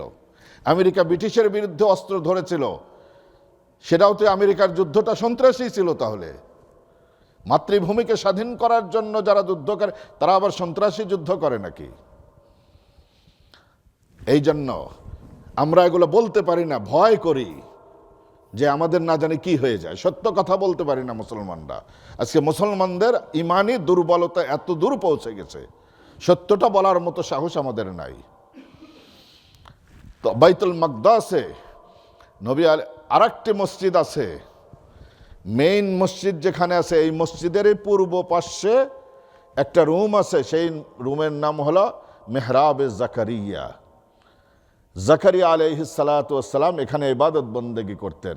হুনালিকা দাআ জাকারিয়া রাব্বা, এই আয়াতও সেই জায়গায় লেখা আছে যে জাকারিয়া আলাইহিস সালাতু ওয়াস সালাম নিঃসন্তান ছিলেন। মারিয়ামের ঘরে তিনি দেখে আসতেন সিজন ছাড়া ফল, গরমের দিনে শীতের দিনের ফল, শীতের দিনে গরমের দিনের ফল। ক্বালা ইয়া মারইয়াম আন্না লাকি হাদা, হে মারিয়াম তুমি এগুলো কোথা থেকে পাও? সিজন ছাড়া ফল, এখন তো সিজন না। ক্বালাত হুয়া মিন ইনদিল্লাহ, মারিয়াম আলাইহিস সালাম বলতেন এটা আল্লাহর পক্ষ থেকে আসে। ইন্নাল্লাহা ইয়ারযুকু মান ইয়াশাউ বিগাইরি হিসাব, আল্লাহ যাকে চান তাকে বেহিসাব রিজিক দিতে পারেন। জাকারিয়া আলাইহিস সালাতু ওয়াস সালাম বার্ধক্যের চরমে পৌঁছে গিয়েছিলেন, 100 বৎসরের কাছাকাছি বয়স। স্ত্রী হলো বাঁঝা, যার সন্তান প্রসবের ক্ষমতা নেই। তিনি চিন্তা করলেন যদি মারিয়ামকে আল্লাহ যদি সিজন ছাড়া ফল খাওয়াতে পারেন, তাহলে আমার স্ত্রী হোক বাঁঝা, আমি বার্ধক্যের চরমে পৌঁছে যাই না কে, আল্লাহ চাইলে এখনো আমার স্ত্রীর গর্ভে সন্তান দিতে পারেন। তখন তিনি এই মেহরাবে আল্লাহর কাছে দোয়া করেছিলেন। হুনালিকা দা জাকারিয়া রাব্বাহ ক্বালা রাব্বি হাবলি মিন লাদুনকা যুররিয়াতান তাইয়্যিবাহ ইন্নাকা সামিউদ দুআ। জাকারিয়া আলাইহিস সালাতু ওয়াস সালাম তার রবের কাছে দোয়া করলেন, হে আমার রব আমাকে একটি নেক সন্তান দান করুন। আল্লাহ সুবহানাহু ওয়া তাআলা বললেন, আন্নাল্লাহা ইউবাশশিরুকা বিয়াহইয়া, আমি তোমাকে ইয়াহইয়া নামক একটি সুসন্তানের সুসংবাদ দিচ্ছি। মুসাদ্দিকাম বিকালিমাতিম মিনাল্লাহ ওয়া সাইয়্যিদান ওয়া হাসূরান ওয়া নাবিয়্যাম মিনাস সালিহিন, যে চিরকুমার হবে আর নবীদের অন্তর্ভুক্ত হবে। এটি হলো এই মেহরাব। মেহরাবের পাশে আছে হযরত ওমর রাদিয়াল্লাহু তাআলা আনহুর মেহরাব। ওমর রাদিয়াল্লাহু তাআলা আনহু যখন বাইতুল মাকদাস বিজয় করলেন, ওমর রাদিয়াল্লাহু তাআলা আনহু তখন দেখলেন যে দক্ষিণ পাশ উত্তর পাশেই মেইন জনবসতিটা সেখানে আছে। উত্তর পাশের লোকজন নিচে যে নামাজ পড়তে মুরব্বীদের জন্য কঠিন হয়ে যায়। এমনি বাইতুল মাকদাসের বাইরে যে শহর আছে, এই শহর থেকে মেইন মসজিদ পর্যন্ত ঢুকতে হাফ কিলোমিটার হলো এরকম ডাউনে যেতে হয়। মুরব্বীদের জন্য অনেকের জন্য ইম্পসিবল। এরপরেও আরো যদি ডাউন হয় তাহলে এটা মুরব্বীদের জন্য একেবারে ইম্পসিবল হয়ে যাবে। সেই জন্য তিনি দক্ষিণ পার্শ্বকে উঁচা করে সমতল করে দিলেন। হযরত ওমর রাদিয়াল্লাহু তাআলা আনহু মসজিদে ক্রুসেডারদের আগের যুগে খ্রিস্ট ধর্মের কিছু নিদর্শন ছিল, সেগুলো মিটান নাই, যে তাদের মনে আঘাত লাগবে। এই জন্য ওমর রাদিয়াল্লাহু তাআলা আনহু যখন বাইতুল মাকদাস পরিদর্শনের জন্য আসছিলেন, তারা কন্ডিশন দিয়েছিল, নগরপতিরা কন্ডিশন দিয়েছিল, আমরা ইসলাম গ্রহণ করব, এই শহরের চাবি হস্তান্তর করব যদি খলিফাতুল মুসলিমিন স্বয়ং যদি প্যালেস্টাইনে আসেন। হযরত ওমর রাদিয়াল্লাহু তাআলা আনহু একজন ভৃত্যকে নিয়ে সেই মদিনাতুত তাইয়্যিবা থেকে সফর করে 1 মাসের রাস্তা অতিক্রম করে বাইতুল মাকদাসে একা একা আসছিলেন। আসার পরে বারবার বাইতুল মাকদাসটা হলো 5টা পাহাড়ে বেষ্টিত।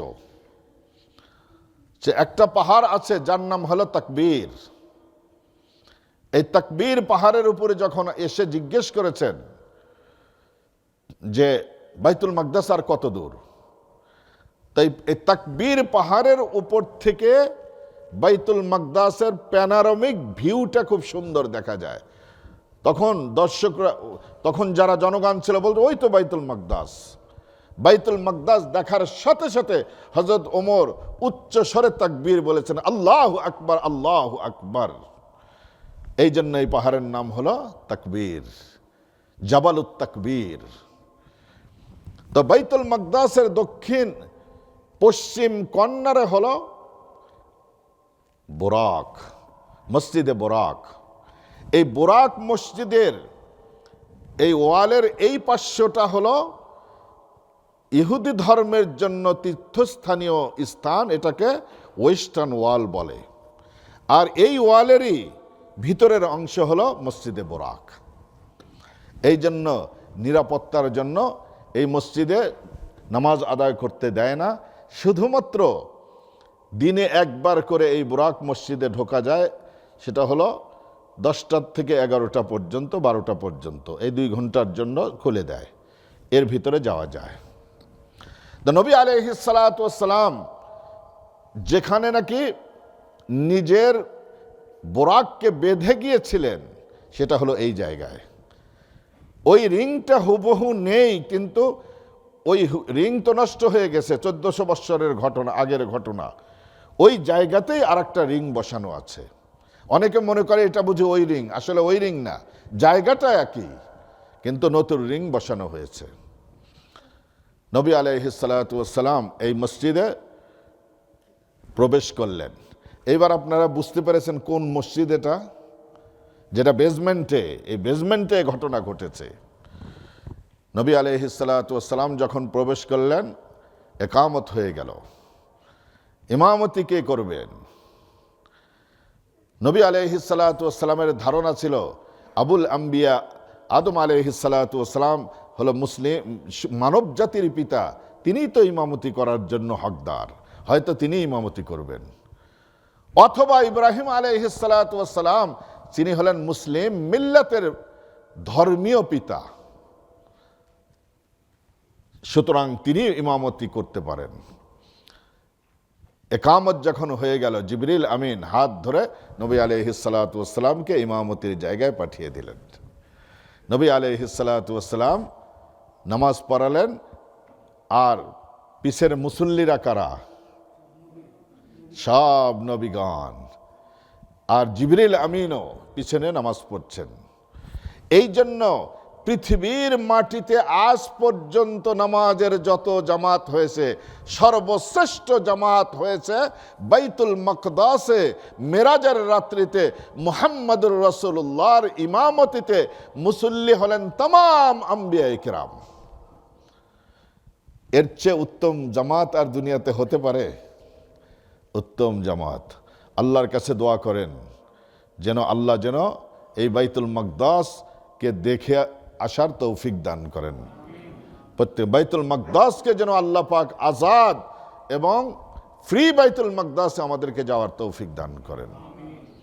বাইতুল মাকদাস, আবার এটা মনে করবেন না বাইতুল মাকদাসের মর্যাদা বুঝি হারাম শরীফের চেয়ে ঊর্ধ্বে। হারাম শরীফের চেয়ে ঊর্ধ্বে না। হারাম শরীফে 1 রাকাত নামাজ পড়লে কয় রাকাতের সওয়াব? 1 লক্ষ। মসজিদে নববীতে 1000, বাইতুল মাকদাসে 500 রাকাতের সওয়াব পাওয়া যায়। সুতরাং হারাম শরীফের সাথে দুনিয়ার কোনো জায়গার কম্পেয়ার করা যায় না। আওয়ালাম ইয়ারাউ আন্না জাআলনা হারামান আমিনা, এমনকি হারাম শরীফের এরিয়ার ভিতর যত বড় অপরাধী হোক, সে যদি প্রবেশ করে তাকে শাস্তি প্রয়োগ করার জন্য হারাম শরীফের ভিতরে শাস্তি প্রয়োগ করা যায় না। হযরত ওমর রাদিয়াল্লাহু তাআলা আনহু বলেন যে আমি খলিফাতুল মুসলিমিন, যদি আমার আব্বাকে কেউ হত্যা করে আর হত্যাকারীকেও যদি আমি হারাম শরীফের ভিতরে পেয়ে যাই, তাকে অ্যারেস্ট করা, শাস্তি প্রয়োগ করা তো দূরের কথা, আমি তাকে জিজ্ঞাসা করব না যে তুমি কি আমার আব্বাকে হত্যা করেছো কিনা। হারাম শরীফ হলে এই মর্যাদাশীল, যেখানের কোনো গাছের ডাল ভাঙা যায় না, যেখানের কোনো পাখি মারা যায় না, এই মর্যাদাশীল জায়গার নাম হলো হারাম শরীফ। তো নবী আলাইহিস সালাতু ওয়াস সালাম ইমামতি করলেন। ইমামতি করে এইবার মেইন মসজিদ থেকে বোরাক মসজিদ, তখন মসজিদ ছিল না, বোরাকের জায়গাটা মসজিদ ছিল না, আম্বিয়ায়ে কিরাম এখানে নিজেদের বাহনকে বেঁধে মসজিদে নামাজ পড়তে যাইতেন।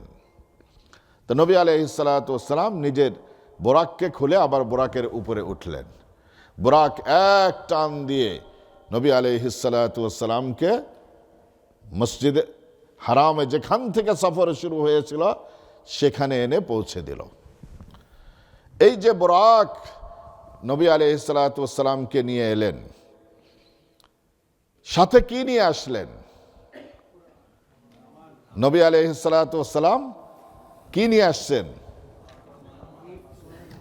কয়টা গিফট নিয়ে আসছেন? হ্যাঁ, অনেক। কেউ কয় অনেক, কেউ কয় দুইটা। উল্লেখযোগ্য 3টি গিফট নিয়ে আসছেন।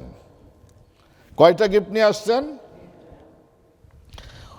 উতিয়া রাসূলুল্লাহ সাল্লাল্লাহু আলাইহি ওয়াসাল্লাম সালাসান, নবী আলাইহিস সালাতু ওয়াস সালামকে 3টি উপহার দেওয়া হয়েছে মেরাজের রাত্রিতে।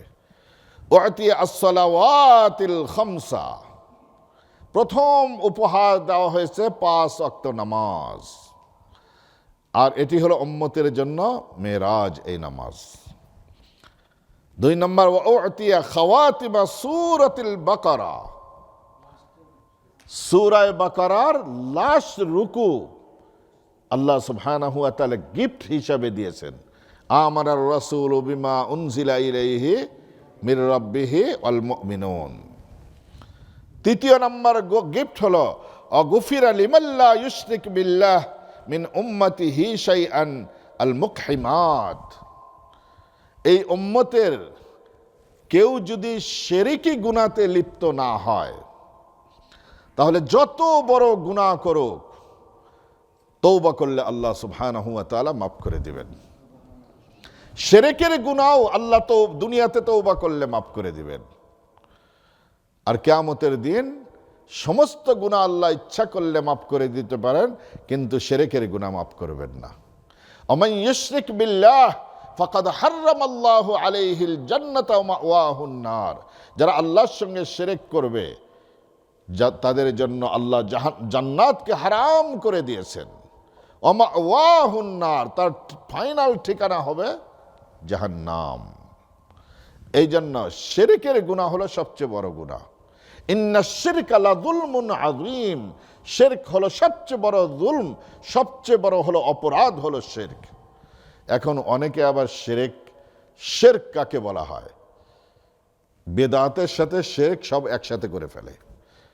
শিরক বলা হয় ইবাদতে আল্লাহ সুবহানাহু ওয়া তাআলার সঙ্গে কাউকে শরীক করা। আল্লাহর যে সমস্ত বিশেষত্ব আছে, সিফাত আছে, গুণাবলী আছে, যেটি আল্লাহ ছাড়া কারোর মধ্যে থাকতে পারে না, সেই গুণাবলীতে গায়রুল্লাহ মাঝে সেই গুণাগুলোকে টেনে আনা। ইবাদত করার সময় আল্লাহর ইবাদত না করে কেউ মূর্তির ইবাদত করলো, শিরক হইল কিনা? আল্লাহকে সেজদা না করে পীরের মাজারে যে সেজদা দিল, শিরক হলো কিনা? সৃষ্টিকর্তাকে, আপনার মনে হয় বুঝতে চান না, সৃষ্টিকর্তাকে নাম বলেন, আল্লাহর নাম বলতে শরম করেন কেন আপনারা? সৃষ্টিকর্তাকে, রিজিক দাতাকে, আমাকে হেফাজতকারীকে, ফাল্লাহু খায়রুন হাফিজা ওয়া হুয়া আরহামুর রাহিমিন। তাহলে কোনো ব্যক্তি যদি আল্লাহর কাছে সন্তান না চেয়ে যদি পীর বাবার কাছে, মাজারের কাছে যদি সন্তান চায়, শিরক হলো কিনা? তাহলে এই 2 সংজ্ঞা হলো শিরকের। ইবাদতে কাউকে শরীক করা অথবা আল্লাহর বিশেষ গুণাবলী যে আছে এই গুণাবলীকে কাউকে আল্লাহর সঙ্গে শরীক করার নাম হলো শিরক।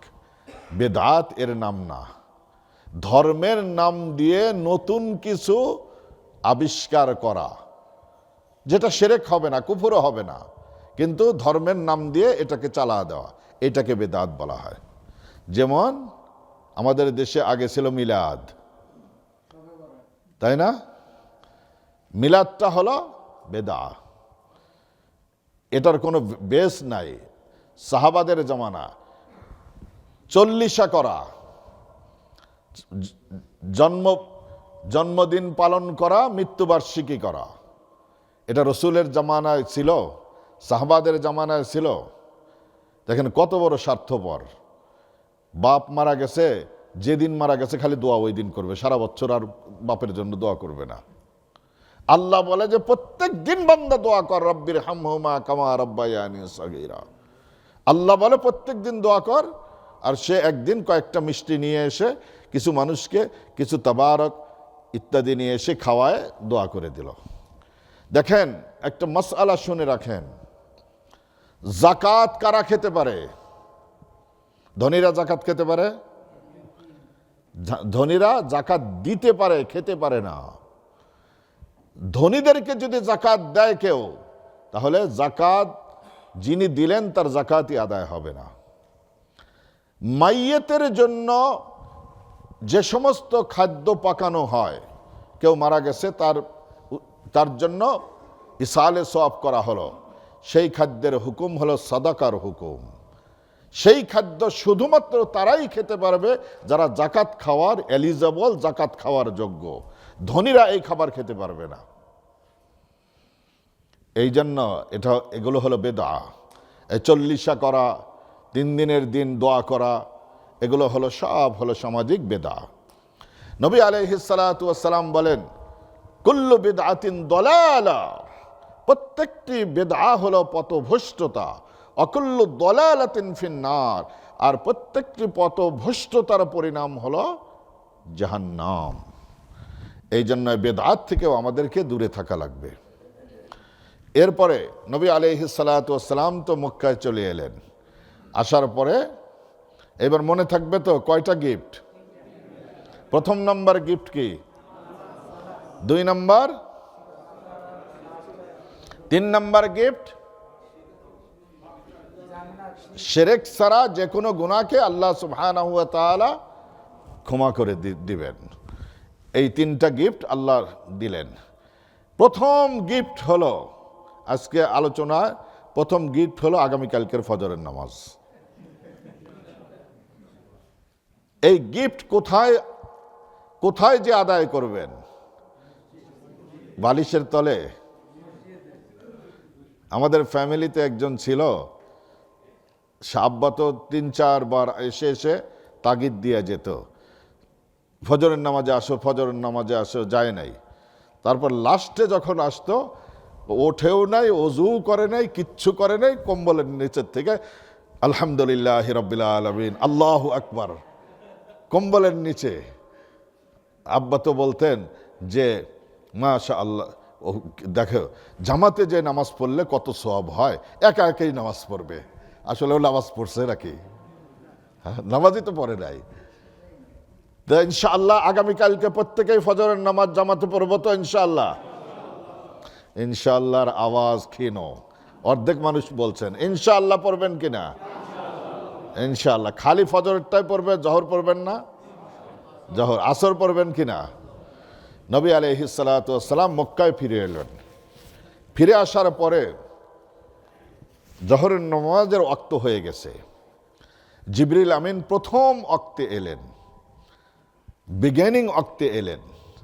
এসে নবী আলাইহিস সালাতু ওয়াস সালামকে ইমামতি করিয়ে জহরের নামাজ পড়া শিখালেন। জিবরিল আমিন ইমাম হয়েছেন, বাইতুল মাকদাসে রসুল ইমাম ছিলেন, আজকে হলেন জিবরিল ইমাম, হুজুর মুক্তাদি। তাহলে জামাত হয়েছে কিনা? জামাতের সঙ্গে নামাজ। জহরের বিগিনিং টাইমে এলেন, আসরের বিগিনিং টাইমে এসে নামাজ আদায় করলেন দুজন জামাতে, মাগরিব এশা। পরের দিন ফজরের একদম টাইম শেষ হয়ে যাবে, নামাজ পড়তে মনে করুন যে 10 মিনিট টাইম লাগে, একদম 10 মিনিট আগে আসছেন। দেখবেন যে কিছু মানুষ বলে যে হুজুর নামাজটা একটু পিছায় দেন। কি জন্য? কয় আমরা এই যে জামাত পাই না ঠিক মতো। আপনি 20 মিনিট পিছাবেন, দেখবেন যে গতকালকে ওই লোক 1 রাকাত মিস করছে, আজকে 2 রাকাত মিস করে। কিছু মানুষের নেচারই হলো কি, আপনি যদি ফজর নামাজে 11টার সময় পড়েন, তারপরেও দেখবেন যে এরা হলো পিছন দিক দিয়ে হলো 1 রাকাত পাইছে মাত্র। তাকবীরে উলার কোনো গুরুত্ব নাই। লাস্ট টাইমে আসছেন, এন্ডিং টাইমে আসছেন। জহরের এন্ডিং টাইমে, আসরের এন্ডিং টাইমে, মাগরিবের এন্ডিং টাইমে, ইশার এন্ডিং টাইমে। এরপরে নবী আলাইহিস সালাতু ওয়াস সালামকে জিবরিল বললেন, এটা হলো আপনার উম্মতের কালকে বিগিনিং টাইমে, আজকে শেষ টাইমে, এই বিটুইন এই অক্ত হলো ফজরের, এই টাইমটুকু জহরের, এই টাইমটুকু ইশার, এই টাইমটুকু মাগরিবের, এই টাইমটুকু হলো ইশার। তাহলে নামাজের টাইম রসুল নির্ধারণ করেছেন নাকি আল্লাহর পক্ষ থেকে নির্ধারণ করা হয়েছে? এই 5 ওয়াক্ত নামাজ ইন্ডিভিজুয়ালি পড়া শুরু হলো নাকি জামাতের সঙ্গে?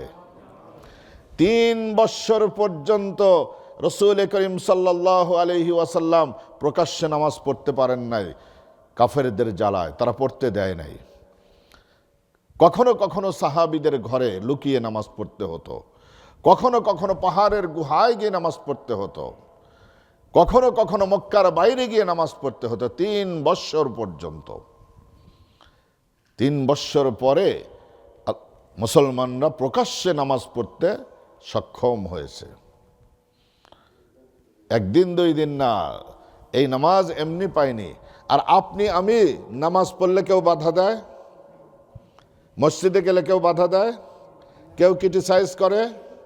বাংলাদেশে তো ক্রিটিসাইজ করে, তাই না? মুসলিম দেশে ক্রিটিসাইজ করে নামাজ পড়লে আছে। আপনি কি বলেন? অনেক ফ্যামিলিতে আছে, অনেকে ক্রিটিসাইজ করে, কিন্তু এখানে কেউ ক্রিটিসাইজ করে না। পার্কে নামাজে দাঁড়িয়ে গেছেন, যেখানে নামাজে দাঁড়িয়ে গেছেন, কেউ ক্রিটিসাইজ করে? কেউ ক্রিটিসাইজ করে না।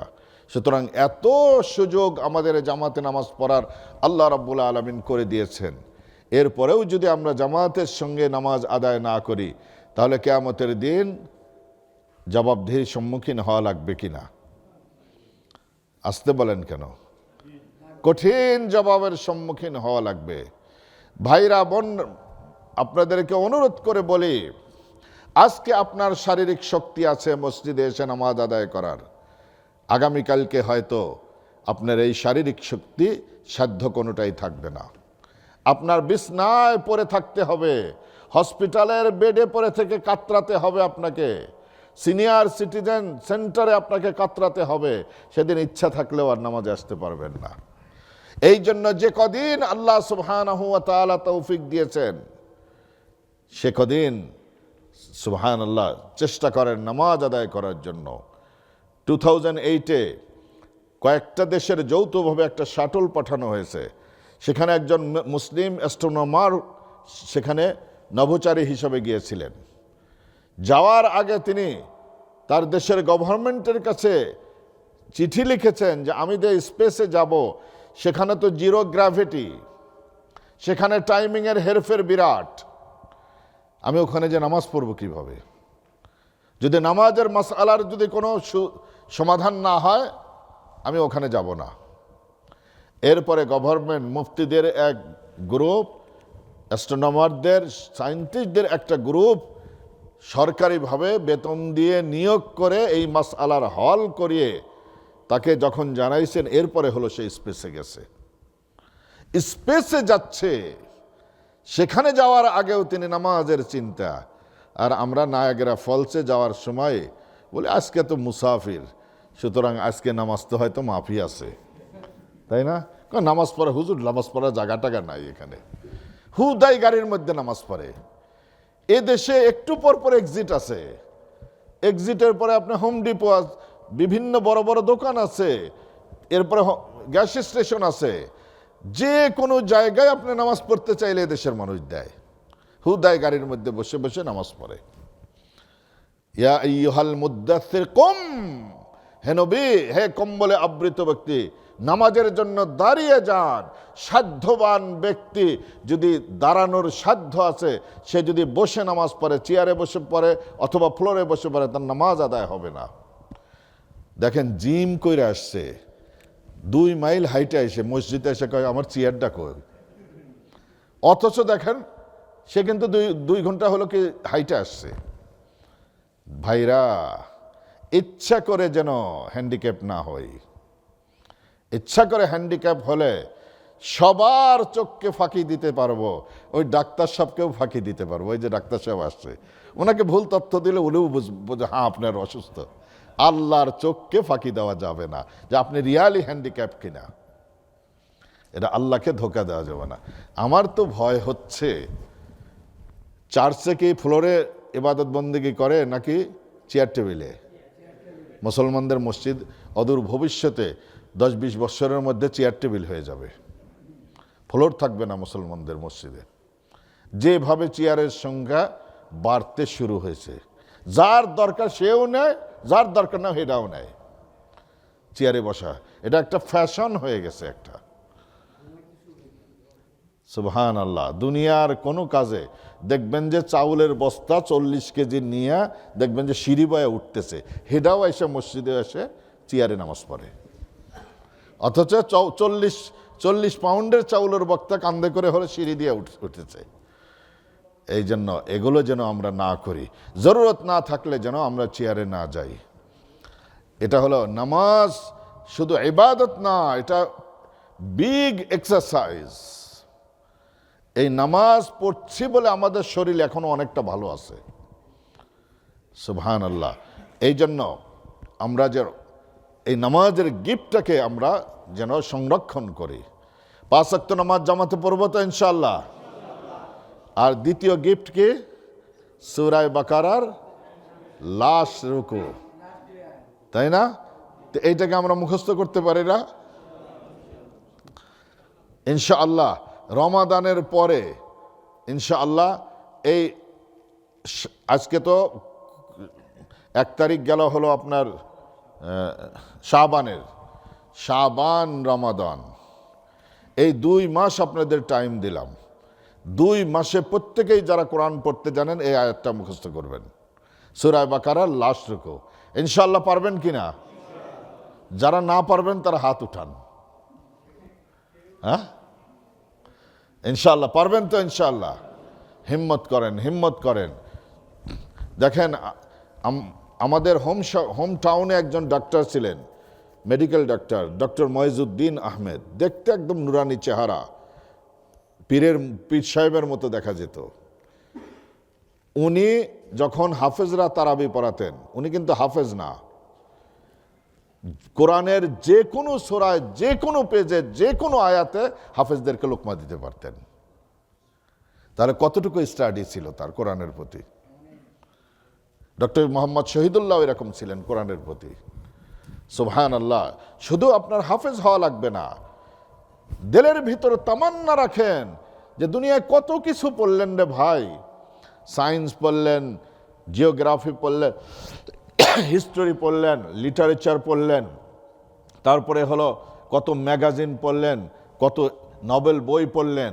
আল্লাহর কালামটা একটু পড়েন না, আল্লাহর কালামটা একটু মেমোরাইজ করেন না, 10টা সূরা একটু মেমোরাইজ করেন। এটি আপনার জন্য দুনিয়া থেকে চোখ যেদিন বুঝবেন, সমস্ত বিদ্যা বুদ্ধি সব অকেজো হয়ে যাবে। আপনাকে আমাকে যখন কালকে যদি আমি মারা যাই, আমার ডেড বডি যখন আসবে, সবাইকে বলবে যে ইমাম সাহেব যাচ্ছে, মুফতি সাহেব যাচ্ছে, এটা বলবেন নাকি লাশ যাচ্ছে বলবেন? ডাক্তার সাহেব যদি মারা যায়, কেউ বলবেন যে ডাক্তার সাহেব যাচ্ছেন, কি বলবেন? লাশ যাচ্ছে। প্রেসিডেন্ট সাহেব মারা গেলে কি বলবে? লাশ যাচ্ছে। লাশ মানে কি? এটা আরবি শব্দ, লা শাইআ ফি, অর্থাৎ হলো কোনো দাম নাই, কোনো কিচ্ছু নাই, দুনিয়া সব তুমি রেখে গেলা, শুধু আপনি যে কুল হু আল্লাহু আহাদ আল্লাহুস সামাদ লাম ইয়ালিদ ওয়া লাম ইউলাদ ওয়া লাম ইয়াকুল লাহু কুফুয়ান আহাদ মেমোরাইজ করেছেন, এটাই আপনার সাথে কবরে যাবেন। এইবার মেরাজের রাত্রিতে নবী আলাইহিস সালাতু ওয়াস সালাম ফিরে এলেন। ফিরে আসার পরে এক বিরাট হাঙ্গামা শুরু হয়ে গেল মক্কায়। আবু জহেলকে নবী আলাইহিস সালাতু ওয়াস সালাম যখন মেরাজের ঘটনা বললেন, এতদিন পর্যন্ত কোনো ধরনের সাবজেক্ট পায়নি নবী আলাইহিস সালাতু ওয়াস সালামকে মিথ্যাবাদী বলার। আবু জেহেল এবং কাফেররা দেখলে এটা হলো মক্ষম সময়। নবী আলাইহিস সালাতু ওয়াস সালাম তো জীবনে কখনো মিথ্যা কথা বলেন নাই, এইবার একটা বিরাট সুযোগ পেয়ে গেল তারা, যে দেখো কি কথা, এক রাতে নাকি বাইতুল মাকদাস পর্যন্ত গেছে। আবু জেহেল শুধু এতটুকু শুনেছে, ঊর্ধ্বগমনের এটুকু শোনেই নাই। তখন আল্লাহ সুবহানাহু ওয়া তাআলার রসুলকে তো আল্লাহ হেফাজত করবেন, এই জন্য সমস্ত কাফেররা একত্রিত হয়ে গেল। হুজুর বলেন যে আমি মসজিদ হারামের সামনে আমি দাঁড়িয়ে আছি, তারা এসে আমাকে প্রশ্ন করলো, আচ্ছা তুমি তো বলছো যে গত রাতে তুমি বাইতুল মাকদাসে গেছো, বলো তো বাইতুল মাকদাসের দরজা কয়টা, জানালা কয়টা? আপনারা আজ 5 বছর হলে এই মসজিদে নামাজ পড়েন, বলেন তো জানালা কয়টা এই মসজিদের? আমিও তো জানি না। এগুলো কেউ গনে? কিন্তু আল্লাহর রসুলকে আল্লাহ সুবহানাহু ওয়া তাআলা হেফাজত করবেন। আজকে যদি আপনি এখানে একটা নতুন বাড়ি তৈরি করছেন, আপনি আম্মা জান দেখতে চান যে বাবা তোর বাড়িটা দেখা, আপনি ভিডিওর মাঝে দেখাতে পারেন কিনা, এই দেখো মা, এইটা হলো আমার রুম হবে, এইটা হলো তোমার বড় নাতনির রুম হবে, এটা হলো তোমার নাতির রুম হবে, এখানে ওয়াশরুম হবে। ওই মা জননী দেখছেন কিনা? এখন তো এটা বোঝা সহজ। আল্লাহ ছোটবেলায় হলো কি, ওই যে বায়োস্কোপ দেখাইতো, তাই না? বায়োস্কোপে যখন বসতো, ওই যে ছোটবেলায় একবার দেখেছি, আমার একটা ডায়লগ মনে আছে যে ভুট্টু খানের ফাঁসি হলো, ওই ডায়লগটা মনে আছে আমার। তারা এরকম করে একটা পিকচার সরায়। ছোটবেলায় আমরা দেখতাম যারা নাকি হজ করতে যেতেন, তারা ছোট্ট একটা টেলিভিশনের মতো একটা কি যেন কিনে নিয়ে আসতো, ওখান থেকে টিপ দিলে এই মিনার ছবি আসতো, মক্কার ছবি আসতো, এগে আসতো কিনা? একটা যায় আর একটা আসে। নবী আলাইহিস সালাতু ওয়াস সালাম বললেন, আল্লাহ সুবহানাহু ওয়া তাআলা টেলিভিশনের মতো কুদরতিভাবে আমার সামনে বাইতুল মাকদাসকে তুলে ধরলেন। বাইতুল মাকদাসকে আল্লাহ সুবহানাহু ওয়া তাআলা প্যানোরামিকভাবে কুদরত দিয়ে ঘুরাতে লাগলেন। আমি গুনে গুনে কাফেরদেরকে বলতে লাগলাম। এখন আবু জেহেল আর কাফেরদের তো লজ্জায় মাথা হেট হয়ে গেল। তারা বলল যে ইনফরমেশন তো ঠিকই দিছে, কিন্তু গেল কেমনে? এখন তাদের মাথায় এটা আসে না, এটা আসারও কথা নয়। এই ধরনের বিস্ময়কর ঘটনা তাদের মাথায় আসবে না। এরপরে নবী আলাইহিস সালাতু ওয়াস সালামের আরেকটি চাঞ্চল্যকর ব্যাপার হলো মেরাজের ইতিহাসে, যে নবী আলাইহিস সালাতু ওয়াস সালামের মেরাজ জাগ্রত অবস্থায় হয়েছে নাকি ঘুমন্ত অবস্থায় হয়েছে, স্বপ্নযোগে হয়েছে? প্রথমে স্বপ্নযোগে হয়েছিল।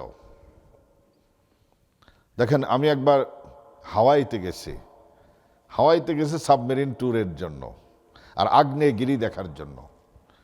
সাবমেরিন ট্যুরে নেওয়ার আগে 45 মিনিট হলো একটা তারা ক্লাস করায়, কারণ এটা তো হলো সেন্সিটিভ হলো জার্নি, পানির 2 মাইল নিচে নিয়ে যাবে, আপনি ভয়ও করতে পারেন আপনি, অথবা সেখানে কোনো দুর্ঘটনাও ঘটে যেতে পারে। সেখানে 45 মিনিট তারা টিভিতে শো দেখায়, তোমার জার্নিটা এরকম হবে, এরকম দুর্ঘটনা হলে এরকম করে সেফটিগুলো সব দেখায়। 45 মিনিটের জার্নি এটা, আপনার প্যানোরামিক হলো দর্শনটা দেখায় তারা। তো নবী আলাইহিস সালাতু ওয়াস সালামকে মেরাজে নেওয়ার আগে স্বপ্নযোগে একবার মেরাজ হয়েছিল।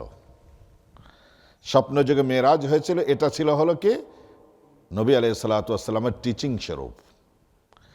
আর ফাইনাল মেরাজ যখন হয়েছে, এটা হলো সুস্থ অবস্থায়, জাগ্রত অবস্থায়, সজ্ঞানে এবং এই দেহ এবং এই আত্মার সমন্বয়ে রাসূল করিম সাল্লাল্লাহু আলাইহি ওয়াসাল্লামের ভ্রমণ হয়েছে। যদি স্বপ্নযোগেই হতো, স্বপ্নযোগে তো কত মানুষ আকাশ দিয়ে ওড়ে, তাই না? স্বপ্নযোগে কত মানুষ কত কিছুই দেখে, তাহলে এই ঘটনাকে কেউ এতটা গুরুত্ব দিত না। আর যদি স্বপ্নযোগেই হতো, তাহলে মক্কার মুশরিকরা এটা হাঙ্গামাটা শুরু করতো না। নবী আলাইহিস সালাতু ওয়াস সালামের মেরাজ যে স্বপ্নযোগে নয়, বাস্তবে হয়েছে, সজ্ঞানে সশরীরে হয়েছে, এর প্রমাণ আল্লাহ সুবহানাহু ওয়া তাআলা কোরআনে দিয়েছেন। সুবহানাল্লাযী আসরা বিআবদিহি লাইলাম মিনাল মাসজিদিল হারাম ইলাল মাসজিদিল আকসা। সুবহান, যিনি মহিমান্বিত, সমস্ত অপারগতা দুর্বলতার থেকে যিনি নাকি পবিত্র, সেই মহান সত্তা আসরা বিআবদিহি, তার বান্দা মুহাম্মদুর রাসূলুল্লাহকে মসজিদুল হারাম থেকে মসজিদুল আকসা পর্যন্ত রাত্রিকালীন ভ্রমণ করিয়েছেন।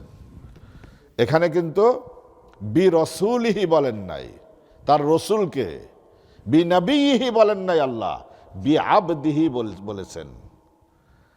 আব্দুন, আরবি ভাষাতে আব্দুনের বহু মিনিং আছে। একটি মিনিং হলো মানুষের ওই দেহ, যেই দেহটার ভিতরে এখনো আত্মা আছে, জাগ্রত আছে, সুস্থ আছে, তাকে বলা হয় হলো আব্দুন।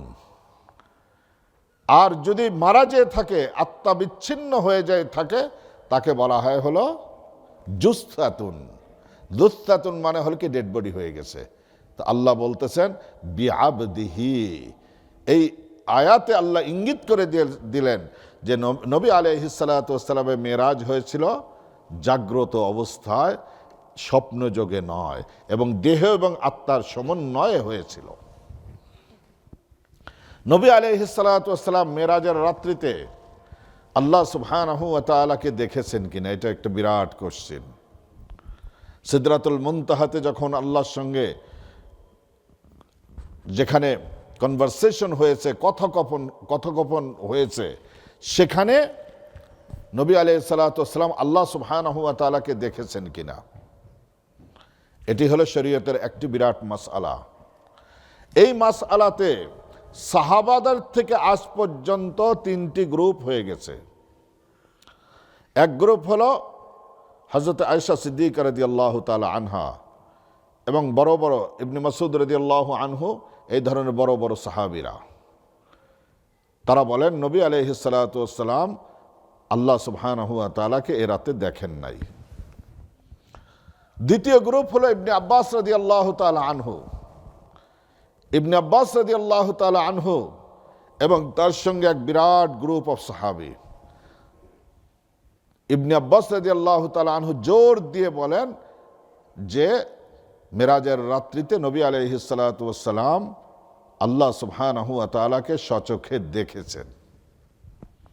এটা হলো তার ওপিনিয়ন। থার্ড গ্রুপ সাহাবীদের, তারা বলেন যে এই ব্যাপারে কোনো মন্তব্য না করাই ভালো। এখন কোনটি হলো সহিহ?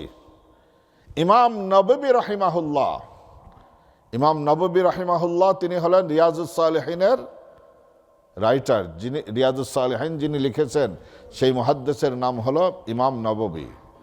এবং মুসলিম শরীফের সবচেয়ে অথেন্টিক কমেন্টারি লিখেছেন ইমাম নববী রাহিমাহুল্লাহ, যুগশ্রেষ্ঠ মুহাদ্দিস। তিনি মুসলিম শরীফের কমেন্টারিতে লিখেছেন ওয়াল আসাহু, তিন দলের এই ওপিনিয়নের মাঝে সহি কথা হলো নবী আলাইহিস সালাতু ওয়াস সালাম মেরাজের রাত্রিতে আল্লাহর সঙ্গে দর্শন লাভ হয়েছিল। দুনিয়ার থাকতে কোনো মানুষের আল্লাহ সুবহানাহু ওয়া তাআলাকে দেখা সম্ভব কিনা, দেখা জায়েজ আছে, কিন্তু দুনিয়ার জমিনে থেকে এটা অসম্ভব। জায়েজ আছে কেমনে বললেন? মুসা আলাইহিস সালাতু ওয়াস সালাম তুর পর্বতে গিয়ে আল্লাহকে দেখতে চেয়েছিলেন কিনা? আল্লাহ বললেন ক্বালা লান তারানি, তুমি আমাকে দেখতে পাবা না। মুসা আলাইহিস সালাতু ওয়াস সালাম যদি নাজায়েজ হতো দেখতে চাওয়া, তাহলে একজন নবী কখনো নাজায়েজ কাজ করতে পারে না। এই জন্য ইজমায়ে উম্মত, উম্মতের ইজমা অর্থাৎ হলো ঐক্যবদ্ধ সিদ্ধান্ত, নবী দেখতে চাওয়া এটা হলো জায়েজ আছে, এবং দেখাটা এটা জায়েজ আছে, কিন্তু বাস্তবতা নাই এই দুনিয়ার জমিনে। নবী আলাইহিস সালাতু ওয়াস সালাম কি দুনিয়ার জমিনে ছিলেন নাকি ঊর্ধ্বগমনে নিয়ে যাওয়া হয়েছিল? ঊর্ধ্বগমনে। জান্নাতে সমস্ত মোমেনরা আল্লাহ সুবহানাহু ওয়া তাআলাকে দেখতে পাবে। এই জন্য জান্নাতে গিয়ে সেটা হলো, কারণ চোখের পাওয়ারকে আল্লাহ সুবহানাহু ওয়া তাআলা ওই রকম করে দিবেন। তাহলে একটি মাটির মানুষ এই আকাশের ব্ল্যাক হোল আছে, এরপরে আকাশে চন্দ্র আছে, সূর্য আছে, গ্রহ আছে, নক্ষত্র আছে, ব্ল্যাক হোল আছে, মিল্কি আছে, এগুলো সব স্তরকে ভেদ করে একটা দুনিয়ার স্বাভাবিক মানুষের কি অতিক্রম করে যাওয়া সম্ভবপর? এটা সম্ভবপর না। তাহলে অস্বাভাবিক ঘটনা এটা।